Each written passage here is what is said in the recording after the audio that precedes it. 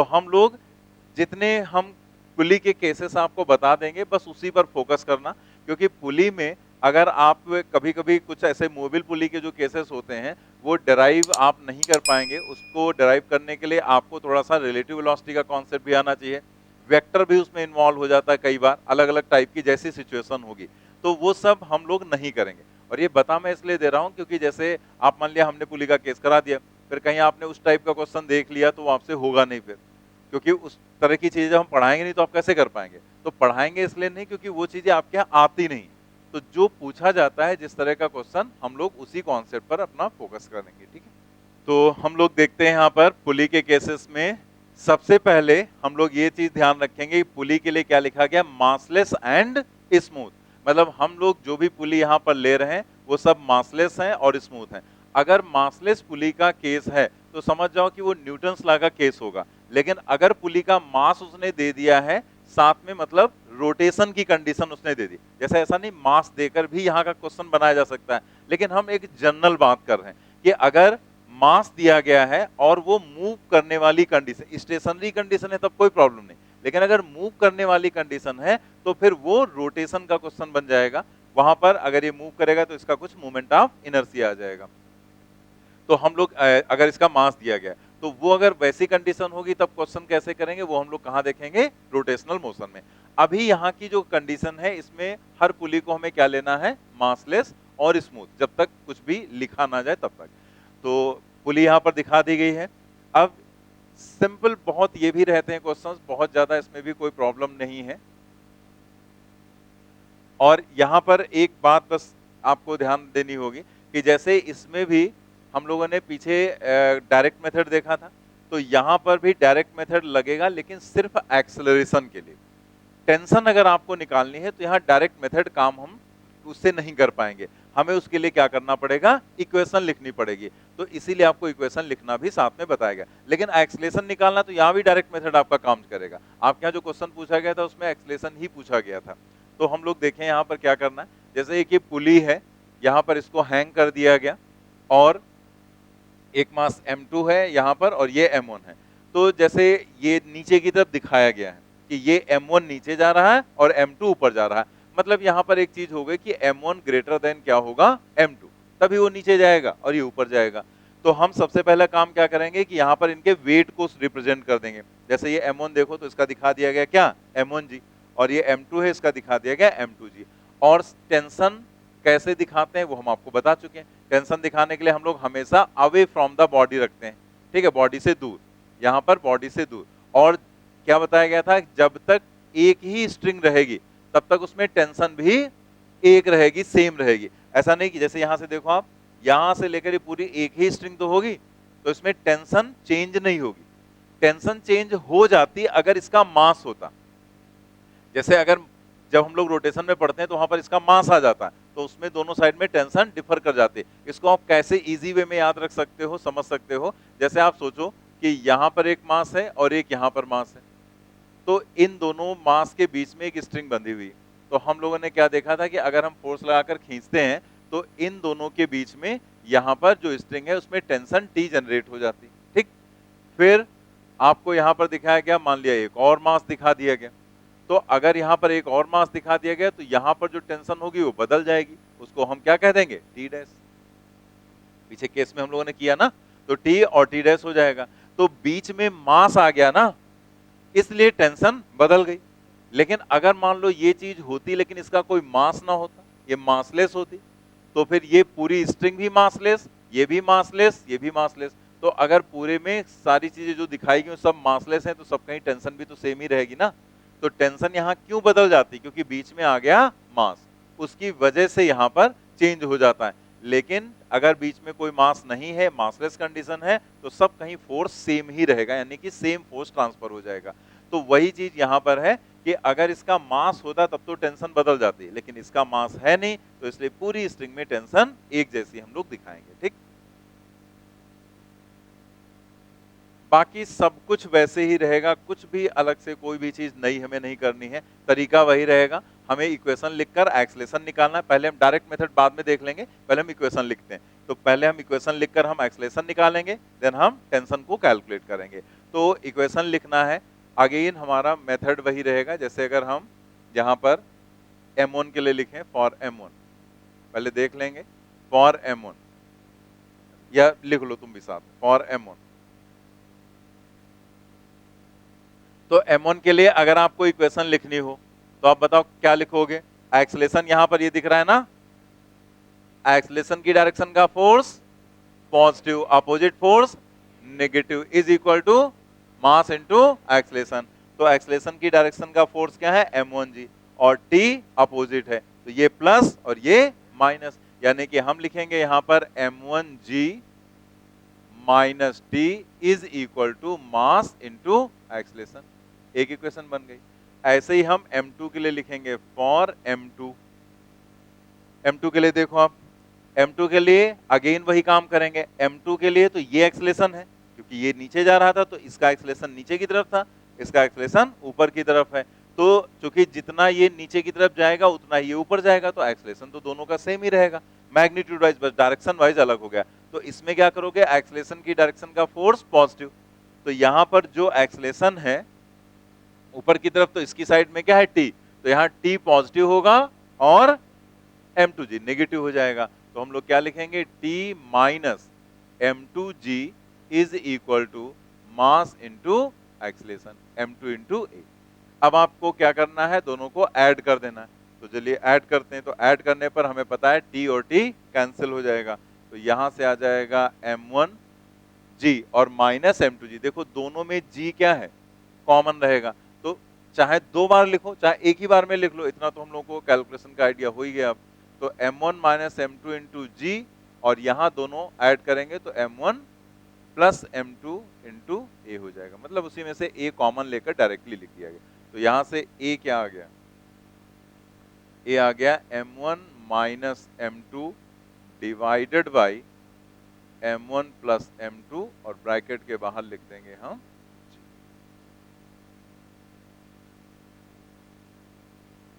कोई भी फॉर्मूला याद नहीं करना। अभी तक हमने जितना कुछ आपको पढ़ाया उसमें हमने कोई भी अभी आपको फॉर्मूला नहीं कहा है कि ये आपको याद करना है। हमने सिर्फ आपको कॉन्सेप्ट बताए हैं कि जो बताया गया उसे समझ के रखना है आपको, कि क्या हमें बताया जा रहा है, उसका क्या मतलब है। बाकी याद करने लायक अभी कोई भी फॉर्मूला नहीं आया आपके सामने। अब इसी वैल्यू को हम रख देंगे किसी इक्वेशन में। जैसे हम मान लिया इसे सेकेंड इक्वेशन से निकालना चाह रहे हैं, हमें टी की वैल्यू निकालनी है, ठीक है। तो हम यहां लिखेंगे by equation 2 t is equal to, इसको इधर ट्रांसफर करेंगे तो m2g प्लस m2a, ठीक है ना। इक्वेशन जो 2 है इसमें इसको इधर ट्रांसफर करेंगे तो हमें ये मिलेगा m2g plus m2a। Put value of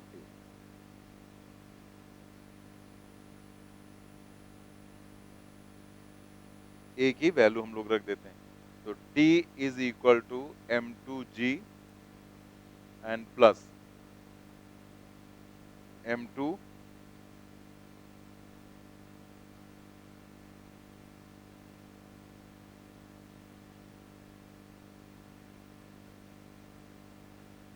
क्या किया हमने? m2g और m2 और a की जो वैल्यू निकाली उसको यहां पर रख दिया गया। अब आप देखो यहां पर m2g है और इसमें भी m2g है, तो उसको लेते हैं हम लोग कॉमन। पहले आप इतना नोट कर लो,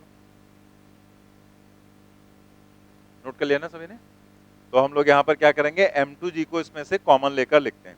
तो यहां पर हम लोग लिखेंगे t इज इक्वल टू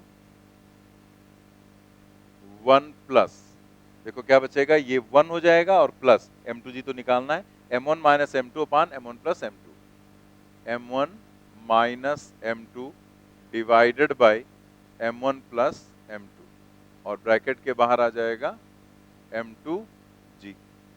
तो इसे हम सॉल्व करें तो m1 plus m2 plus m1 minus m2 and divided by m1 plus m2, और बाहर आएगा m2g। ये आ गया। अब आप यहां पर देख सकते हैं कि ये m2 यहां से हो जाएगा कैंसिल, तो जो t की वैल्यू आएगी वो क्या आएगी? m1 प्लस m1 2m1, और ये m2 तो आएगा 2m1 m2 divided by m1 plus m2 into जी।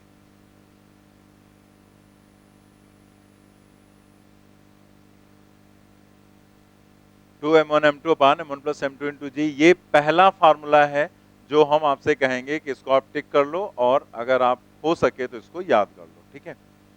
वो भी इसलिए क्योंकि ये एक पर्टिकुलर टाइप का केस है और इसको याद रखेंगे तो इसकी जरूरत कई जगह पर पड़ती है। इससे रिलेटेड कई अलग अलग तरह के क्वेश्चंस आपके सामने आएंगे, तो अगर आपको ये याद रहेगा तो आपको उन क्वेश्चंस में मेहनत नहीं करनी पड़ेगी। आपको याद आ गया कि अच्छा ये है, इसमें तो यही टेंशन होगी 2m1 m2 upon m1 plus m2 into जी, तो आप वो फार्मूला डायरेक्ट यूज करके क्वेश्चन में जो चीज पूछी गई वो आप निकाल सकते हैं। तो इससे रिलेटेड कई क्वेश्चंस आएंगे, न्यूटन्स लॉ में आएगा, आगे इवन रोटेशन में भी जो क्वेश्चन जो हम लोग सॉल्व करते हैं वहां पर भी अगर ये हमें याद रहेगा तो हमारे लिए फार्मूला याद रखना काफी हेल्पफुल हो जाता है, ठीक है। तो हम लोग इसको याद रखेंगे, ये पहला फार्मूला। बाकी ऐसा कुछ जरूरी नहीं है, ये याद करने के लिए हम इसलिए बता रहे हैं क्योंकि इसको कई जगह पर हम यूज कर सकते हैं, अदरवाइज ऐसी कोई प्रॉब्लम है नहीं। आप यहाँ पर क्या करेंगे, एक्सलेशन निकाल के टेंशन निकालेंगे। यहाँ तो वैल्यूज आपको नहीं दी गई ना, इसलिए थोड़ा कैलकुलेशन हो जाता है।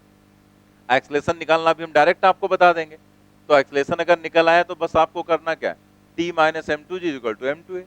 सारी वैल्यूज दी m2 की और g की और a की सभी वैल्यूज रखकर यहाँ से t निकाल लेना आप आराम से। लेकिन आप इस फॉर्मूले को याद रखेंगे तो आप देखें कई जगह पर यूजफुल रहेगा हमारे लिए। क्लियर हो गया ना यहाँ तक? आगे हम लोग बढ़ते हैं। तो ये पॉइंट हो गया। एक पॉइंट इसमें और है, उसको भी समझ लो। जैसे ये जो पुली दिखाई गई है तो यहाँ पर ये एक अलग स्ट्रिंग आ गई, ये वाली, ठीक है, ये अलग से स्ट्रिंग है ना जिसमें इसको बांधा गया है यहाँ पर। तो इसीलिए इसमें जो टेंशन दिखाई गई वो क्या है, टी डैश। अब चाहे इसको हम स्ट्रिंग कह दें, चाहे हम क्लैंप कह दें, जो पुली वगैरह ऐसे लगाई जाती है तो वो क्लैंप बनाया जाता है, उसके बीच में रॉड डाल के उसमें पुली लगा दी जाती है।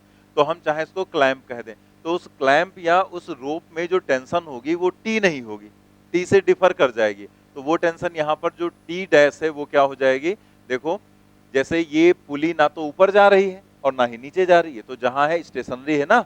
तो अगर कोई चीज इक्विलिब्रियम में है, रुकी हुई है, संतुलन में है, तो उस पर जितना फोर्स अपवर्ड लगेगा उतना ही डाउनवर्ड। तो इस पर अपवर्ड फोर्स कितना लग रहा है, टी डैश, यहीं पर लिख देते हैं। यहां पर अपवर्ड फोर्स कितना लग रहा है, टी डैश, और डाउनवर्ड फोर्स कितना लग रहा है, T plus T, that is 2t। यानी कि यहां पर जो टेंशन हो जाएगी टी डैश वो किसके बराबर होगी, 2t के बराबर। आप चाहे तो जैसे हमने डायग्राम के पास में लिखा, इधर या इधर कहीं भी आप लिख सकते हैं, ठीक है। इस साइड में लिख लो, यहां पर इधर साइड में लिख लो आप, t dash is equal to 2t। Actual में आगे हम लोग पढ़ेंगे स्प्रिंग बैलेंस। स्प्रिंग बैलेंस के जो क्वेश्चंस होते हैं उसमें हमें रीडिंग निकालनी होती है। तो जब हमें रीडिंग निकालनी होती है तो हम लोग क्या करते हैं, रीडिंग का मतलब कुछ और नहीं, टेंशन ही निकालनी रहती। जैसे यहाँ पर हमने स्प्रिंग बैलेंस एक लगा दिया और हमने कह दिया what is reading of spring balance, तो बस ये टी की वैल्यू ही निकालनी है आपको, वही रीडिंग हो जाएगी, वो आगे हम लोग समझेंगे।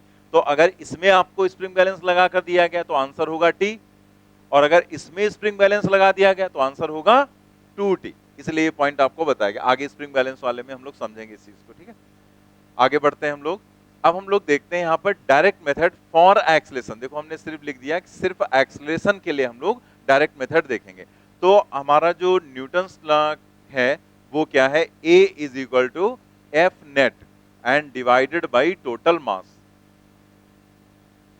F net divided by total मास।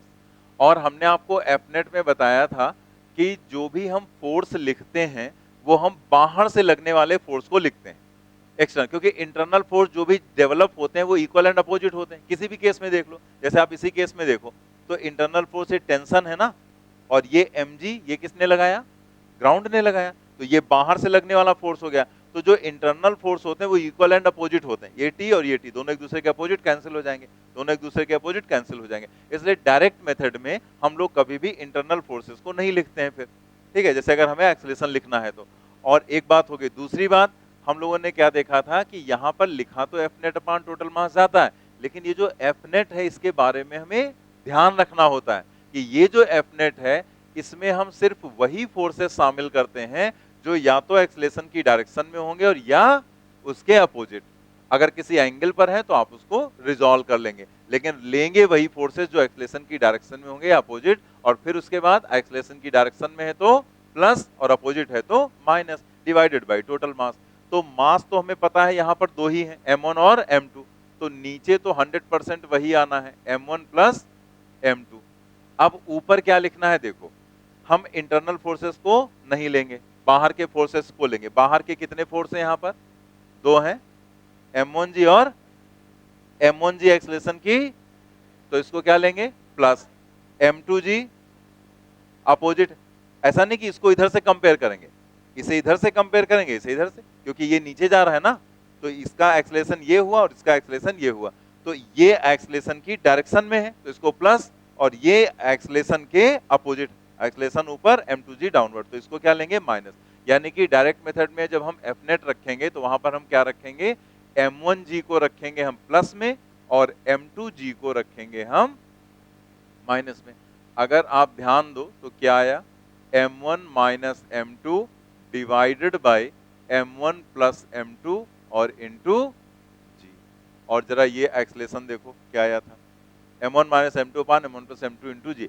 मतलब इस एक्सेलरेशन को निकालने के लिए हमें ये इक्वेशंस लिखने की रिक्वायरमेंट नहीं थी। हम डायरेक्ट क्या करेंगे? टोटल फोर्स अपान टोटल मास, जो एक्सेलरेशन की डायरेक्शन में उसको प्लस, अपोजिट वाले को minus, divided by total mass, वही हमारा आंसर। नोट कर लेंगे इसे डायरेक्ट मेथड। नोट कर लिया आपने? चलिए दूसरे केस पर हम लोग आ जाते हैं, सेकेंड केस पर। तो अब हमें यहाँ पर बस सीखना था कि यहाँ पर पुली वगैरह के केस होंगे तो उसमें हमें क्या करना है। बाकी हम केस बनाने को चाहें तो बहुत सारे बना सकते हैं, लेकिन हमने केस बनाने की वजह से इंक्लाइन प्लेन वगैरह का भी होता है, तो वो हमने आपको क्वेश्चन में दे रखा है, क्योंकि हमें किसी का फार्मूला रटना नहीं है, तो क्वेश्चन में दे रखा है। लेकिन एक केस अभी और हम लोग समझ लेते हैं यहाँ पर, ये वाला केस जो है, तो इसमें भी हम लोग को थोड़ा सा देखना है कि कैसे, बस यहाँ पर अब कोई कैलकुलेशन भी हम नहीं करेंगे। अब कैलकुलेशन वगैरह करने का कोई मतलब नहीं, क्योंकि हमें कोई फार्मूला बनाना नहीं। तो जस्ट हम क्या करेंगे, यहाँ पर एक्सेलरेशन लिखेंगे, वो भी डायरेक्ट मेथड से लिखकर देखेंगे कैसे लिखना है, और हम टेंशन जो टी और टी डैश है उसकी इक्वेशंस यहाँ पर लिखेंगे। ठीक है, तो पहले एक बार हम डायग्राम आपको समझा दे रहे हैं। आप यहाँ पर डायग्राम देखो कि ये जो यहाँ पर दिखाया गया है, एक ये वाला ब्लॉक हो गया, ठीक है, जिसका मास दिखाया गया यहाँ पर m2, और एक ये मास यहाँ पर हो गया जिसका मास दिखाया गया m1, और एक ये हो गया जिसका मास दिखाया गया है m3। ठीक, m1 का डाउनवर्ड वेट m1g। जब भी इस तरह के कोई भी क्वेश्चन हो, आपको क्या करना, वेट लिखो और उसके टेंशन लिखो। वेट हमने लिखा m1g, टेंशन हमने लिखा t। टेंशन ये पूरी स्ट्रिंग एक जैसी है, तो पूरे में टेंशन एक जैसी रहेगी, सेम, वही टी यहाँ दिखा दे, वही टी यहाँ, और टी लगाने का तरीका बता दिया गया, बॉडी से दूर, अवे। जैसे यहाँ देखो ऊपर, यहाँ नीचे की तरफ, ये दूर की तरफ आपको हमेशा टेंशन दिखानी, क्योंकि ये जो फोर्सेस हम दिखाते हैं, टेंशन क्या है? फोर्स ही तो है, तो फोर्स जो दिखाते हैं वो हमेशा बॉडी से अवे की तरफ दिखाएंगे। रीजन वगैरह सब हम पहले आपको समझा चुके हैं। ठीक है, ऐसे आप यहाँ देखो, ये स्ट्रिंग बदल गई ना, यहाँ तक की स्ट्रिंग एक रहेगी और इधर दूसरी स्ट्रिंग इसके साथ बांधी गई है, तो ये सेकेंड स्ट्रिंग हो गई, क्योंकि बीच में आ गया मास। तो अब ये दूसरी स्ट्रिंग है तो इसमें टेंशन भी चेंज हो जाएगी, तो देखो सब कहीं क्या दिखा दिया गया, टी डैश। और यहाँ पर आप देखो डाउनवर्ड वेट क्या है, m3g, और इसका जो डाउनवर्ड वेट है वो क्या है यहाँ पर, m2g।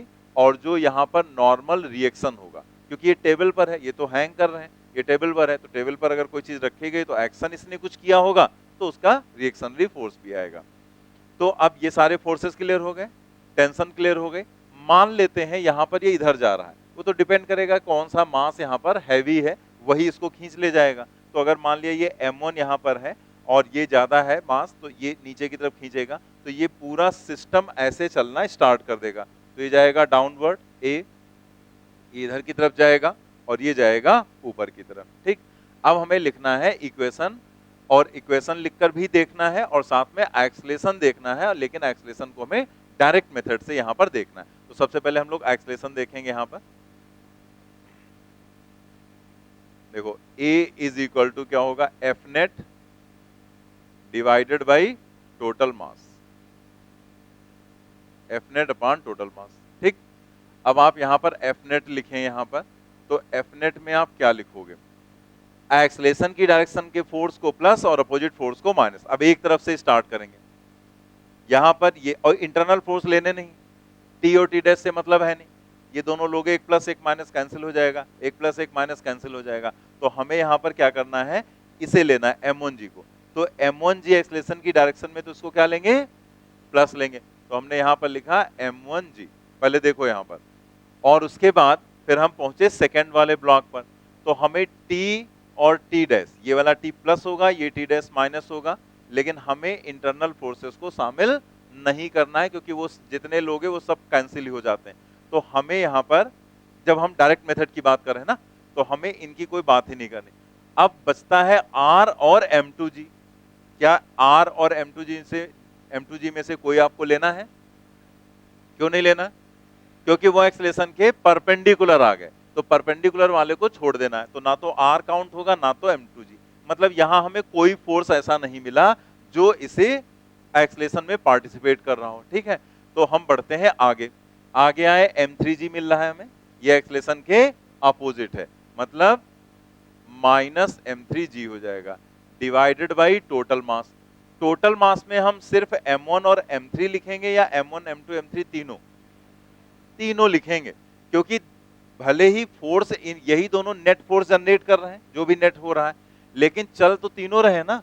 ऐसा थोड़ा कि ये चलेगा नहीं, चलेगा तो भी, तो मूव तो तीनों कर रहे हैं। तो मास टोटल लिखेंगे, that means M1 plus M2 and plus M3। तो बस यही हमारा एक्सलेशन हो गया, इसी को सॉल्व कर लेंगे, आंसर आ जाएगा आपका एक्सलेशन का। अब देख लो एक मिनट और, जब हम इक्वेशन लिखेंगे यहाँ पर फॉर M1, जैसे हम इक्वेशन लिखकर भी चेक कर लें, फॉर M1, तो M1 के लिए जब हम इक्वेशन लिखेंगे तो कैसे इक्वेशन लिखते हैं वो देखो यहाँ पर M1 वही तरीका, एक्सेलरेशन की डायरेक्शन का फोर्स पॉजिटिव, मतलब M1G minus T is equal to mass into acceleration. तो हम यहाँ पर लिखेंगे M1G minus T is equal to mass into acceleration. ये एक इक्वेशन हो गई। इसी तरह से हम लिखेंगे फॉर M2, जल्दी से बताओ M2 की इक्वेशन क्या होगी?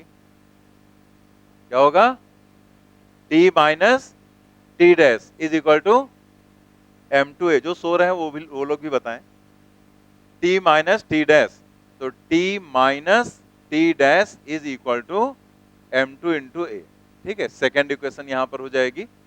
तो अब T minus T dash, T acceleration की डायरेक्शन में था, ये अपोजिट था, तो T minus T dash equal to mass into acceleration. R और M2G शामिल नहीं करेंगे क्योंकि वो परपेंडिकुलर है।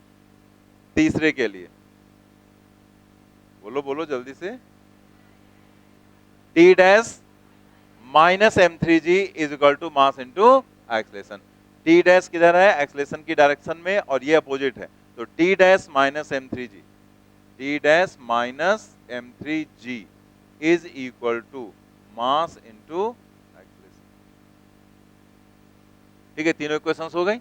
अब इन तीनों इक्वेशंस को हम सॉल्व कर लें तो हमें एक्सलेशन मिल जाएगा, लेकिन वो तो हमने पहले निकाल लिया। ठीक है, यहां पर अगर सॉल्व करोगे तो आप देखो, ऐसे बस देखना है, अगर हम यहाँ पर लाइन खींचे सॉल्व करें तो ये T से कैंसिल होगा, T डैश से कैंसिल होगा, क्या आएगा? M1G माइनस M3G, और यहाँ तीनों ऐड हो जाएंगे, डिवाइड कर देंगे, वही चीज आ जाएगी ना। ठीक है, अब आपको निकालना है यहाँ पर T और T डैश की वैल्यू। तो अब आप क्या करोगे?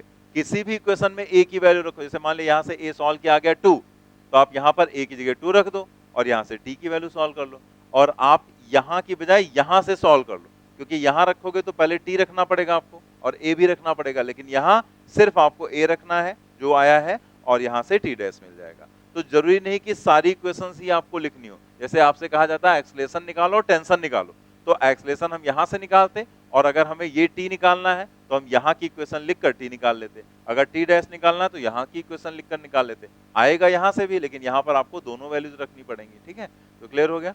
अब यहाँ पर एक और पॉइंट है जो हमें समझना है, इसमें फोर्स ऑन पुली भी आपसे पूछा जा सकता है क्या होगा। जैसे आप यहाँ पर देखो कि ये पुली यहाँ पर क्लैंप में लगाई गई, ठीक है, ये एक क्लैंप ऐसे लगा होगा और इसी में इस पुली को यहाँ पर लगा दिया गया। ठीक है, ऐसे क्लैंप लगा होगा यहाँ पर कॉर्नर पर और उसी में पुली को फंसा दिया गया। अब ये जो यहाँ पर दिखाया गया है, तो इसमें हमें दिख रहा है कि इधर की तरफ फोर्स लग रहा है T और इधर की तरफ फोर्स लग रहा है T। तो ये दोनों जो T हैं ये मिलकर एक रिजल्टेंट फोर्स जनरेट करेंगे, और वो रिजल्टेंट फोर्स यहां पर क्या करेगा, इस तरीके से यहां पर नीचे की तरफ पुली पर एक फोर्स लगाएगा। मतलब यहां पर एक तरह से पुली पर फोर्स लगाएगा, तो पुली क्या करेगी, क्लैंप पर फोर्स लगाएगी। तो हम ये कह सकते हैं कि ये जो दोनों T हैं, ये जो दोनों T हैं यहां पर, ये किसके फोर्स हैं, किस पर लगने वाले फोर्स हैं?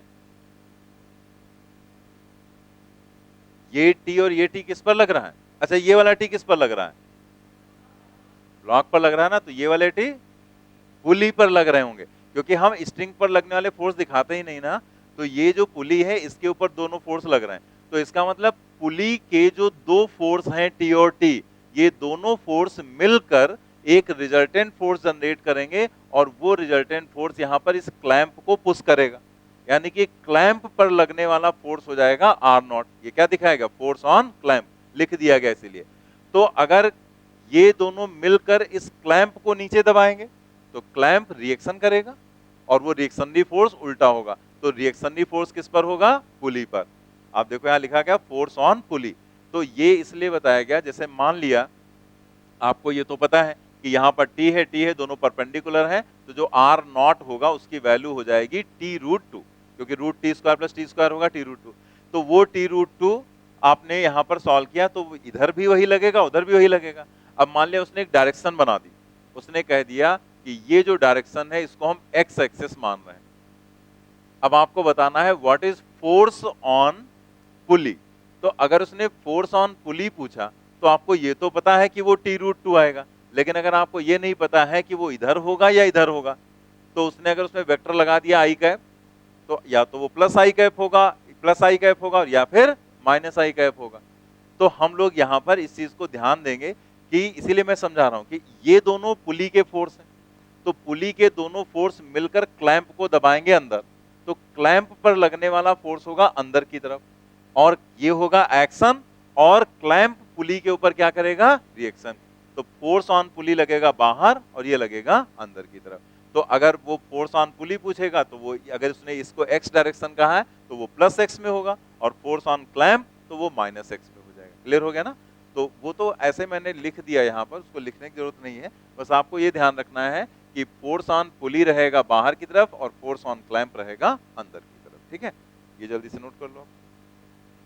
को निकालना है तो आप यहाँ पर दोनों फोर्सेस का रिजल्टेंट निकालेंगे। जैसे दोनों फोर्स टी और टी है, लेकिन इनके बीच का एंगल भी पता है आपको क्या है, 90 डिग्री।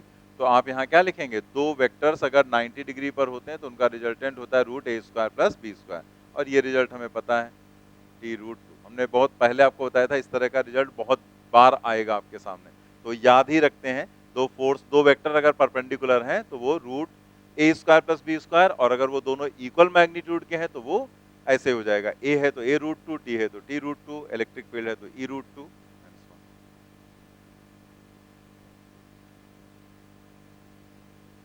नोट कर लिया आपने। अब इसके बाद हम लोग आ जाते हैं क्वेश्चंस पर। क्वेश्चन नंबर 6 तक हो गया था, क्वेश्चन नंबर 7 करते हैं, ट्राई करेंगे सभी लोग।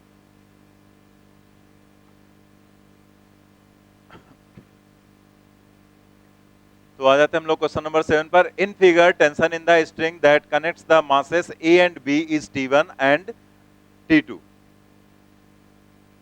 A and B is T1 and that in the string connecting B and C is T2। तो मतलब जो A और B के बीच में टेंशन है यहाँ पर वो है T1, और जो B और C के बीच में टेंशन है वो है T2, और आपको बताना है T1 और T2 का रेशियो क्या होगा, T1 डिवाइडेड बाई T2। तो जैसे भी आपको बताया, अब इसमें कोई फार्मूला तो लगेगा नहीं, कॉन्सेप्ट ही लगेगा, इसीलिए आपको बताया गया था कि आपको फार्मूले नहीं रटने हैं। फार्मूला वो जो मैंने बता दिया था टेंशन का, वो वैसी कंडीशन होगी तो उसके लिए याद रखो, बाकी इसे हम सॉल्व करेंगे। जैसे ये डायग्राम यहाँ पर बनाओ, आप डायग्राम बना लेंगे वहां पर तुरंत, डायग्राम तुरंत बना लिया करो। डायग्राम बनाएंगे तो थोड़ा डायग्राम बड़े बनाया करो। तो यहाँ पर देखते हैं सभी के जो मास दिए गए हैं वो यहाँ पर सभी के मास सेम ही दिए गए ना, m दिया गया है सभी का मास।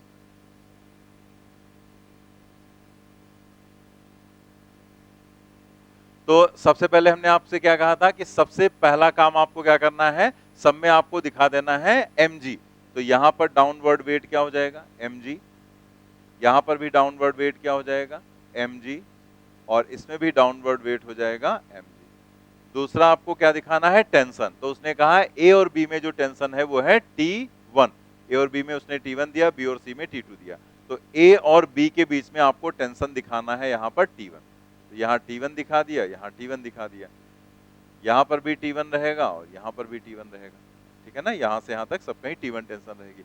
और जो बी और सी के बीच में टेंशन है वो क्या है, T2। तो यहाँ पर बी और सी के बीच में यहाँ पर हमने दिखा दिया टेंशन T2।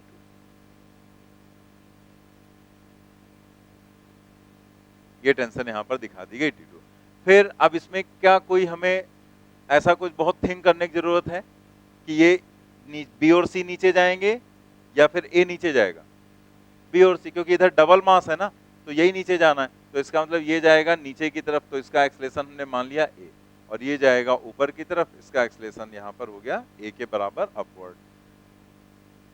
अब सबसे पहले हमें क्या करना है, एक्सलेशन लिखना है। तो एक्सलेशन हम लोग लिखते हैं F net upon total mass, ठीक। एफ नेट आपको लिखना है, क्या लिखेंगे, सारे फोर्सेस जो एक्सलेशन की डायरेक्शन में उनको ऐड करना है, मतलब बाहर के। तो ये एक mg हो गया, एक ये mg हो गया, तो 2 mg डाउनवर्ड लग रहे हैं, तो यहां पर हमने लिखा mg प्लस mg, और ये वाला mg अपोजिट है minus mg, and divided by तीनों को ऐड कर दो, m plus m plus m, तो ये क्या आ जाएगा mg डिवाइडेड बाई 3m, या फिर g डिवाइडेड बाई, ठीक है, g डिवाइडेड बाई 3 आ जाएगा एक्सलेशन। तो अगर एक्सलेशन पूछा जाता तो यही आंसर हो जाता, लेकिन उसने T1 और T2 का रेशियो पूछा है, तो अब हमें T1 निकालना है।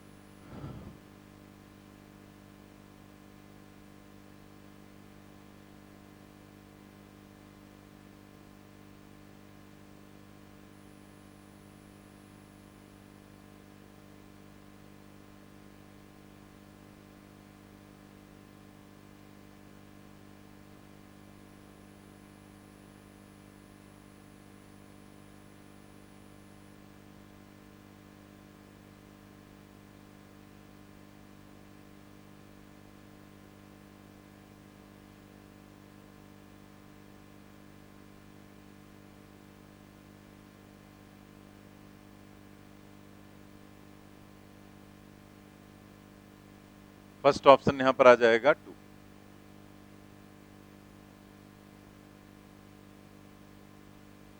यहां पर हमने ए के लिए इक्वेशन लिखा, तो ए के लिए अगर आप देखो जैसे T1 निकालना है, तो अब T1 निकालने के लिए आप ये सोचेंगे कि चाहे हम ए के लिए लिखें, बी के लिए भी तो लिख सकते हैं, तो लिख सकते हो, लेकिन बी के लिए लिखोगे तो आपको T2 चाहिए होगा, तो वहां से निकलेगा नहीं, क्योंकि T2 अभी आपको पता नहीं, तो हमने ए के लिए लिखा। हमने देखा जहां पर कम फोर्स हो, जैसे कोई चीज दो जगह से निकल रही, यहां से भी निकल रही हो, यहां से भी आ रही, तो जहां कम फोर्स हो वहां पर इक्वेशन लिख लो, जब दोनों से आंसर एक ही आना है, क्योंकि जहां कम फोर्स होंगे तो वहां से हमारे लिए थोड़ा आसान रहेगा, जहां ज्यादा फोर्स होंगे वहां ज्यादा कैलकुलेशन करना पड़ेगा।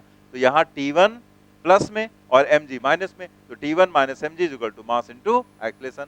तो हमने यहाँ पर लिखा T1 minus mg is equal to mass into acceleration, इसको इधर ले गए, mg प्लस mg बाई 3 कितना आ गया, क्योंकि a की वैल्यू क्या है g बाई 3, तो ये कितना आ जाएगा 4mg बाई 3। ऐसे आप T2 निकालो, तो T2 यहाँ पर भी इक्वेशन लिख सकते हैं, यहाँ पर भी, लेकिन हमें यहाँ ज्यादा आसान लग रहा था, कम फोर्स थे। mg प्लस में T2 माइनस में equal to mass into acceleration, तो हमने क्या लिखा mg minus T2 equal to mass into acceleration. तो T2 क्या हो जाएगा, T2 इधर ले जाओ, ma इधर लाओ, तो क्या आएगा mg minus ma, mg minus ma, a की वैल्यू क्या रखेंगे g बाई 3, तो ये क्या आ जाएगा 3mg minus mg, that is 2mg divided by 3। तो आपको रेशियो निकालना था, तो रेशियो क्या आ जाएगा T1 अपान T2 का 4 mg/3 2 mg/3, तो ये पूरा mg/3 और mg/3 हो जाएगा cancel, 4/2 that is equal to 2, यानी कि फर्स्ट ऑप्शन यहां पर करेक्ट हो जाएगा। ठीक है ना। अगले क्वेश्चन पर आ जाते हैं, 8 नंबर ट्राई करेंगे। पहले एक्सलेशन, जैसे 8 नंबर के क्वेश्चन में आपसे दो तीन चीजें पूछी गई। देखो यहाँ पर 8 नंबर का जो क्वेश्चन है उसमें क्या कहा गया, the system shown in figure is release from rest, pulley and string are massless, neglect friction everywhere. मतलब यहाँ कोई फ्रिक्शन है, और ये बहुत बढ़िया क्वेश्चन है क्योंकि इस क्वेश्चन से रिलेटेड आपके यहाँ क्वेश्चन भी पूछा गया। तो यहाँ पर आप देखो कि यही पूरा कॉन्सेप्ट अगर फ्रिक्शन में आपके क्वेश्चन जो पूछा गया था फ्रिक्शन का था, तो फ्रिक्शन में अगर देखेंगे तो यहाँ पर ये फोर्स जो लगाया गया ये ना लगाओ, और ये पूरा सिस्टम इधर चलेगा तो फ्रिक्शन इधर लगेगा, तो जो फ्रिक्शन वाला कॉन्सेप्ट है वो भी इसमें इन्वॉल्व हो जाएगा इसी क्वेश्चन में। तो हम लोग वो भी क्वेश्चन देखेंगे आगे नेक्स्ट टॉपिक में फ्रिक्शन में। Pulley and string are massless, neglect friction everywhere, यहाँ पर फ्रिक्शन कहीं नहीं है। फाइंड एक्सलेशन ऑफ ब्लॉक्स, पहले तो इसका एक्सलेशन आपको निकालना है। टेंशन इन स्ट्रिंग, टेंशन जो स्ट्रिंग है उसमें निकालना है। And time taken by block B to reach ground, जब इसको आप छोड़ देंगे फ्रीली यहाँ पर तो इसको ग्राउंड तक पहुंचने में समय कितना लगेगा, जबकि ये डिस्टेंस कितनी दी गई है 2 मीटर। आपको ये तीनों चीजें निकालनी। तो सबसे पहले एक्सलेशन निकालकर सभी लोग बताएंगे।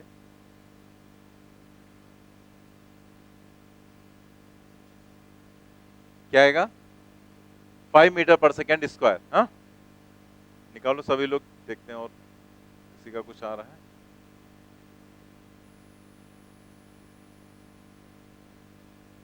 टेंशन यहां पर हम लोग दिखा देंगे टी, यहां पर टी, और इसका जो डाउनवर्ड वेट है वो हो जाएगा 4g के बराबर, यानी कि 40।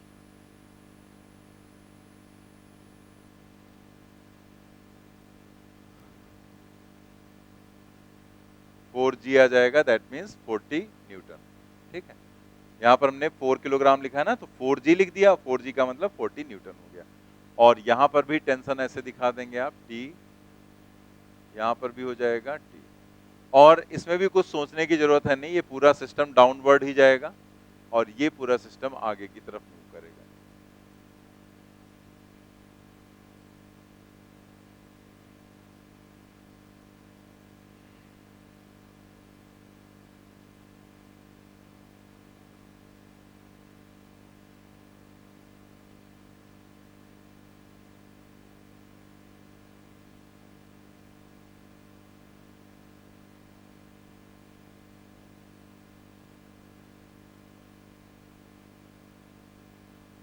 तो एफ नेट अपॉन टोटल मास लिखेंगे, और F net upon total mass, F net में आपको बाहर के फोर्सेस ही इन्वॉल्व करने। तो ये 40 न्यूटन लग रहा है एक्सलेशन की डायरेक्शन में, तो इसको क्या लोगे, प्लस लेंगे, यानी कि +40। यहां पर हमने लिखा +40, और फिर अपोजिट कोई फोर्स है, तुमको ये भी नहीं दिख रहा अपोजिट फोर्स क्या है, 10 न्यूटन। ये तो आपको शामिल ही नहीं करने ना डायरेक्ट वाले में, तो ये 10 न्यूटन अपोजिट लगाएंगे ना, तो ये अपोजिट फोर्स यहाँ जनरेट किया गया, तो उसको हम लिखेंगे अपोजिट फोर्स को माइनस में, तो हो जाएगा -10 डिवाइडेड बाई टोटल मास कितना 4 + 2, ये हो जाएगा 4 + 2, तो ये कितना आ गया 30 divided by 6 that is 5 metre per second square. जितने लोगों ने निकाला था उनका सही था बिल्कुल। अब इसके बाद यहाँ पर ये पहला पार्ट हो गया। अब इसके बाद हम दूसरे पार्ट पर आते हैं। दूसरे पार्ट में उसने आपसे क्या पूछा था, टेंशन इन स्ट्रिंग, मतलब टी की वैल्यू निकाला, क्या आएगा 20 न्यूटन, बिल्कुल सही, T is equal to 20 newton. अब टी किसी के लिए भी इक्वेशन लिख लो, चाहे आप यहाँ के लिए लिख लो चाहे यहाँ के लिए लिख लो, आंसर तो सेम ही आना। यहाँ लिखोगे 10 - 10, यहाँ लिखोगे टी, यहाँ पर ऊपर की तरफ है तो ये माइनस हो जाएगा और ये यहाँ पर प्लस हो जाएगा।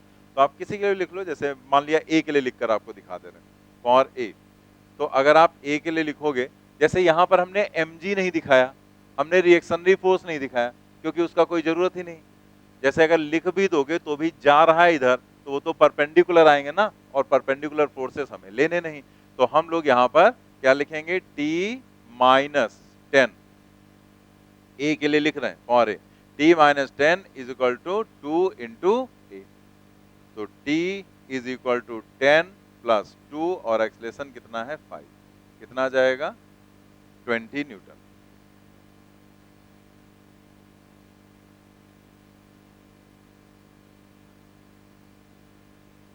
20 न्यूटन आ जाएगा टेंशन।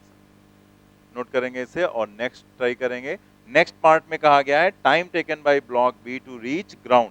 अगर इसको हम u इक्वल टू 0 से छोड़ दें, जैसे जब आप छोड़ेंगे यहाँ पर तो उस समय इनिशियल वेलोसिटी तो 0 होगी ना, और ये आपको डिस्टेंस दी गई है 2 मीटर, तो आपको h दे दिया गया है, u 0 है, तो आप यहाँ पर बताओ कि t की वैल्यू क्या हो जाएगी।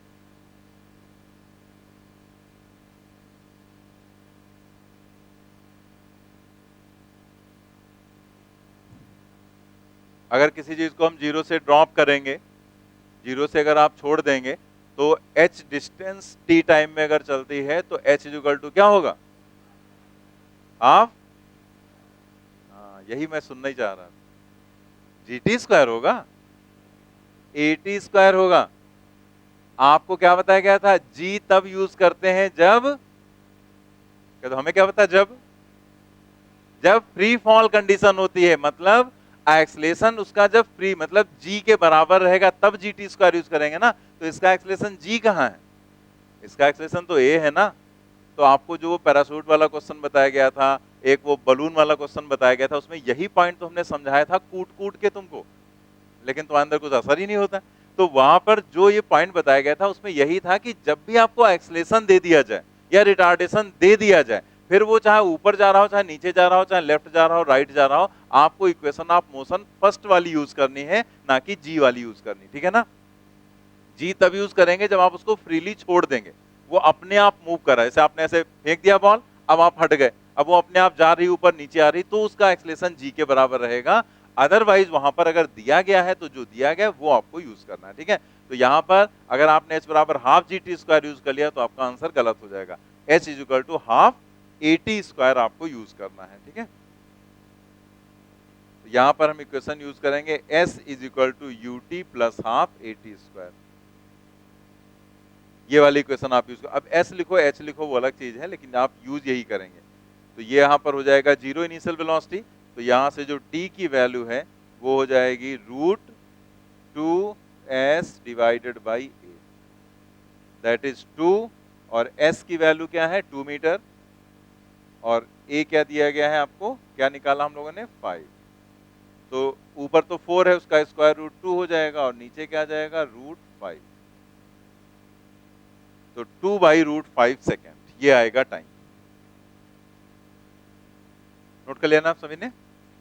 चलिए हम लोग आ जाते हैं नेक्स्ट क्वेश्चन नंबर 9 पर। तो आप जैसे देख रहे हैं ना कि ये जो भी क्वेश्चन ये वाला किया या ये वाला हमने क्वेश्चन किया, क्या इसमें किसी फार्मूले की कोई जरूरत पड़ रही है आपको, सिर्फ जो कॉन्सेप्ट आपको समझाया गया है उसी कॉन्सेप्ट की रिक्वायरमेंट पड़ रही बस हमें, कोई फॉर्मूले की रिक्वायरमेंट आपको नहीं है यहाँ पर, ठीक है। आगे बढ़ते हैं हम लोग नेक्स्ट क्वेश्चन पर। नेक्स्ट क्वेश्चन करने से पहले हम लोग यहाँ पर एक पॉइंट देख लेंगे, जो कि पॉइंट हम पहले आपको समझा चुके हैं, बस एक बार ऐसे रफली आपको बता दे रहे हैं कि क्योंकि हम इसमें बार बार समझाएंगे तो आपको ज्यादा कॉम्प्लिकेटेड लगने लगेगा। तो ये पॉइंट हम लोगों ने कहा समझा था, मोशन अंडर ग्रेविटी में, कि अगर यहाँ पर किसी भी ब्लॉक को रखा गया है तो उसका जो डाउनवर्ड वेट होगा वो क्या होगा, mg के बराबर, ये डाउनवर्ड वेट होगा। फिर क्या बताया गया था कि अगर हम यहाँ पर दो लाइंस ऐसे ड्रॉ कर दें इस तरीके से, ठीक है, तो ये एंगल थीटा है, तो इसमें से कौन सा इधर लेफ्ट वाला या राइट वाला एंगल थीटा होगा, ये वाला एंगल क्या होगा, थीटा होगा ना, क्योंकि ये थीटा है, ये यहाँ पर 90 होगा, ये 90 माइनस थीटा, तो ये थीटा। जिन लोगों को प्रॉब्लम है इसमें तो हम एक बार आपको बस समझा ऐसे रफली बता दे रहे हैं, बाकी अगर ज्यादा प्रॉब्लम है तो आप एक बार ये पूरा डिटेल में आपको समझाया था मैंने मोशन अंडर ग्रेविटी के केस में, ठीक है, केस नंबर 6 था, तो उसमें आपको ये समझाया गया था इंक्लाइन प्लेन वाला, तो उसमें जाकर उसी से जस्ट पहले समझाया गया था, तो उसी में आप यहाँ पर जाकर देख लेंगे। तो आपको हमने कहा था याद रखना ये थीटा है, तो ये जो लाइन दोनों ड्रॉ करते हैं mg और ये परपेंडिकुलर, इनके बीच का एंगल थीटा होता है। और अगर ये थीटा है ये mg है, तो फिर इधर जो कंपोनेंट होगा क्या होगा, mg cos थीटा, और इधर का कंपोनेंट mg sin थीटा हो जाएगा, ठीक है ना, और ये हो जाएगा नॉर्मल रिएक्शन। क्लियर। तो आप यहाँ पर ऐसे दिमाग में रखो अपने कि आपको बहुत ज्यादा उसमें सोचना ना पड़े, जैसे ये है तो आप उसको डायग्राम से अपने माइंड में रखो। ये अगर थीटा, मतलब आप अगर एग्जाम में है, अगर बहुत ज्यादा उसमें कोई कॉम्प्लिकेटेड चीज नहीं, तो आप वहां पर पेन भी मत चलाओ, आप ऐसे याद रखो कि यहाँ पर इधर का कंपोनेंट mg साइन थीटा, इधर का कंपोनेंट mg कॉस थीटा, ऊपर नॉर्मल रिएक्शन। मतलब वो हमारे दिमाग में वो सेट है, हमें जरूरत पड़ रही है तो हम बिना कुछ वहां पर डायग्राम बनाए हम सीधे सीधे अपने दिमाग में सॉल्व कर ले रहे हैं कि क्या यहाँ पर कंडीशन आएगी। वही करके हम लोग यहाँ पर देखेंगे भी, बिना पेन चलाए, बाद में लिख लेंगे उसको, ठीक है।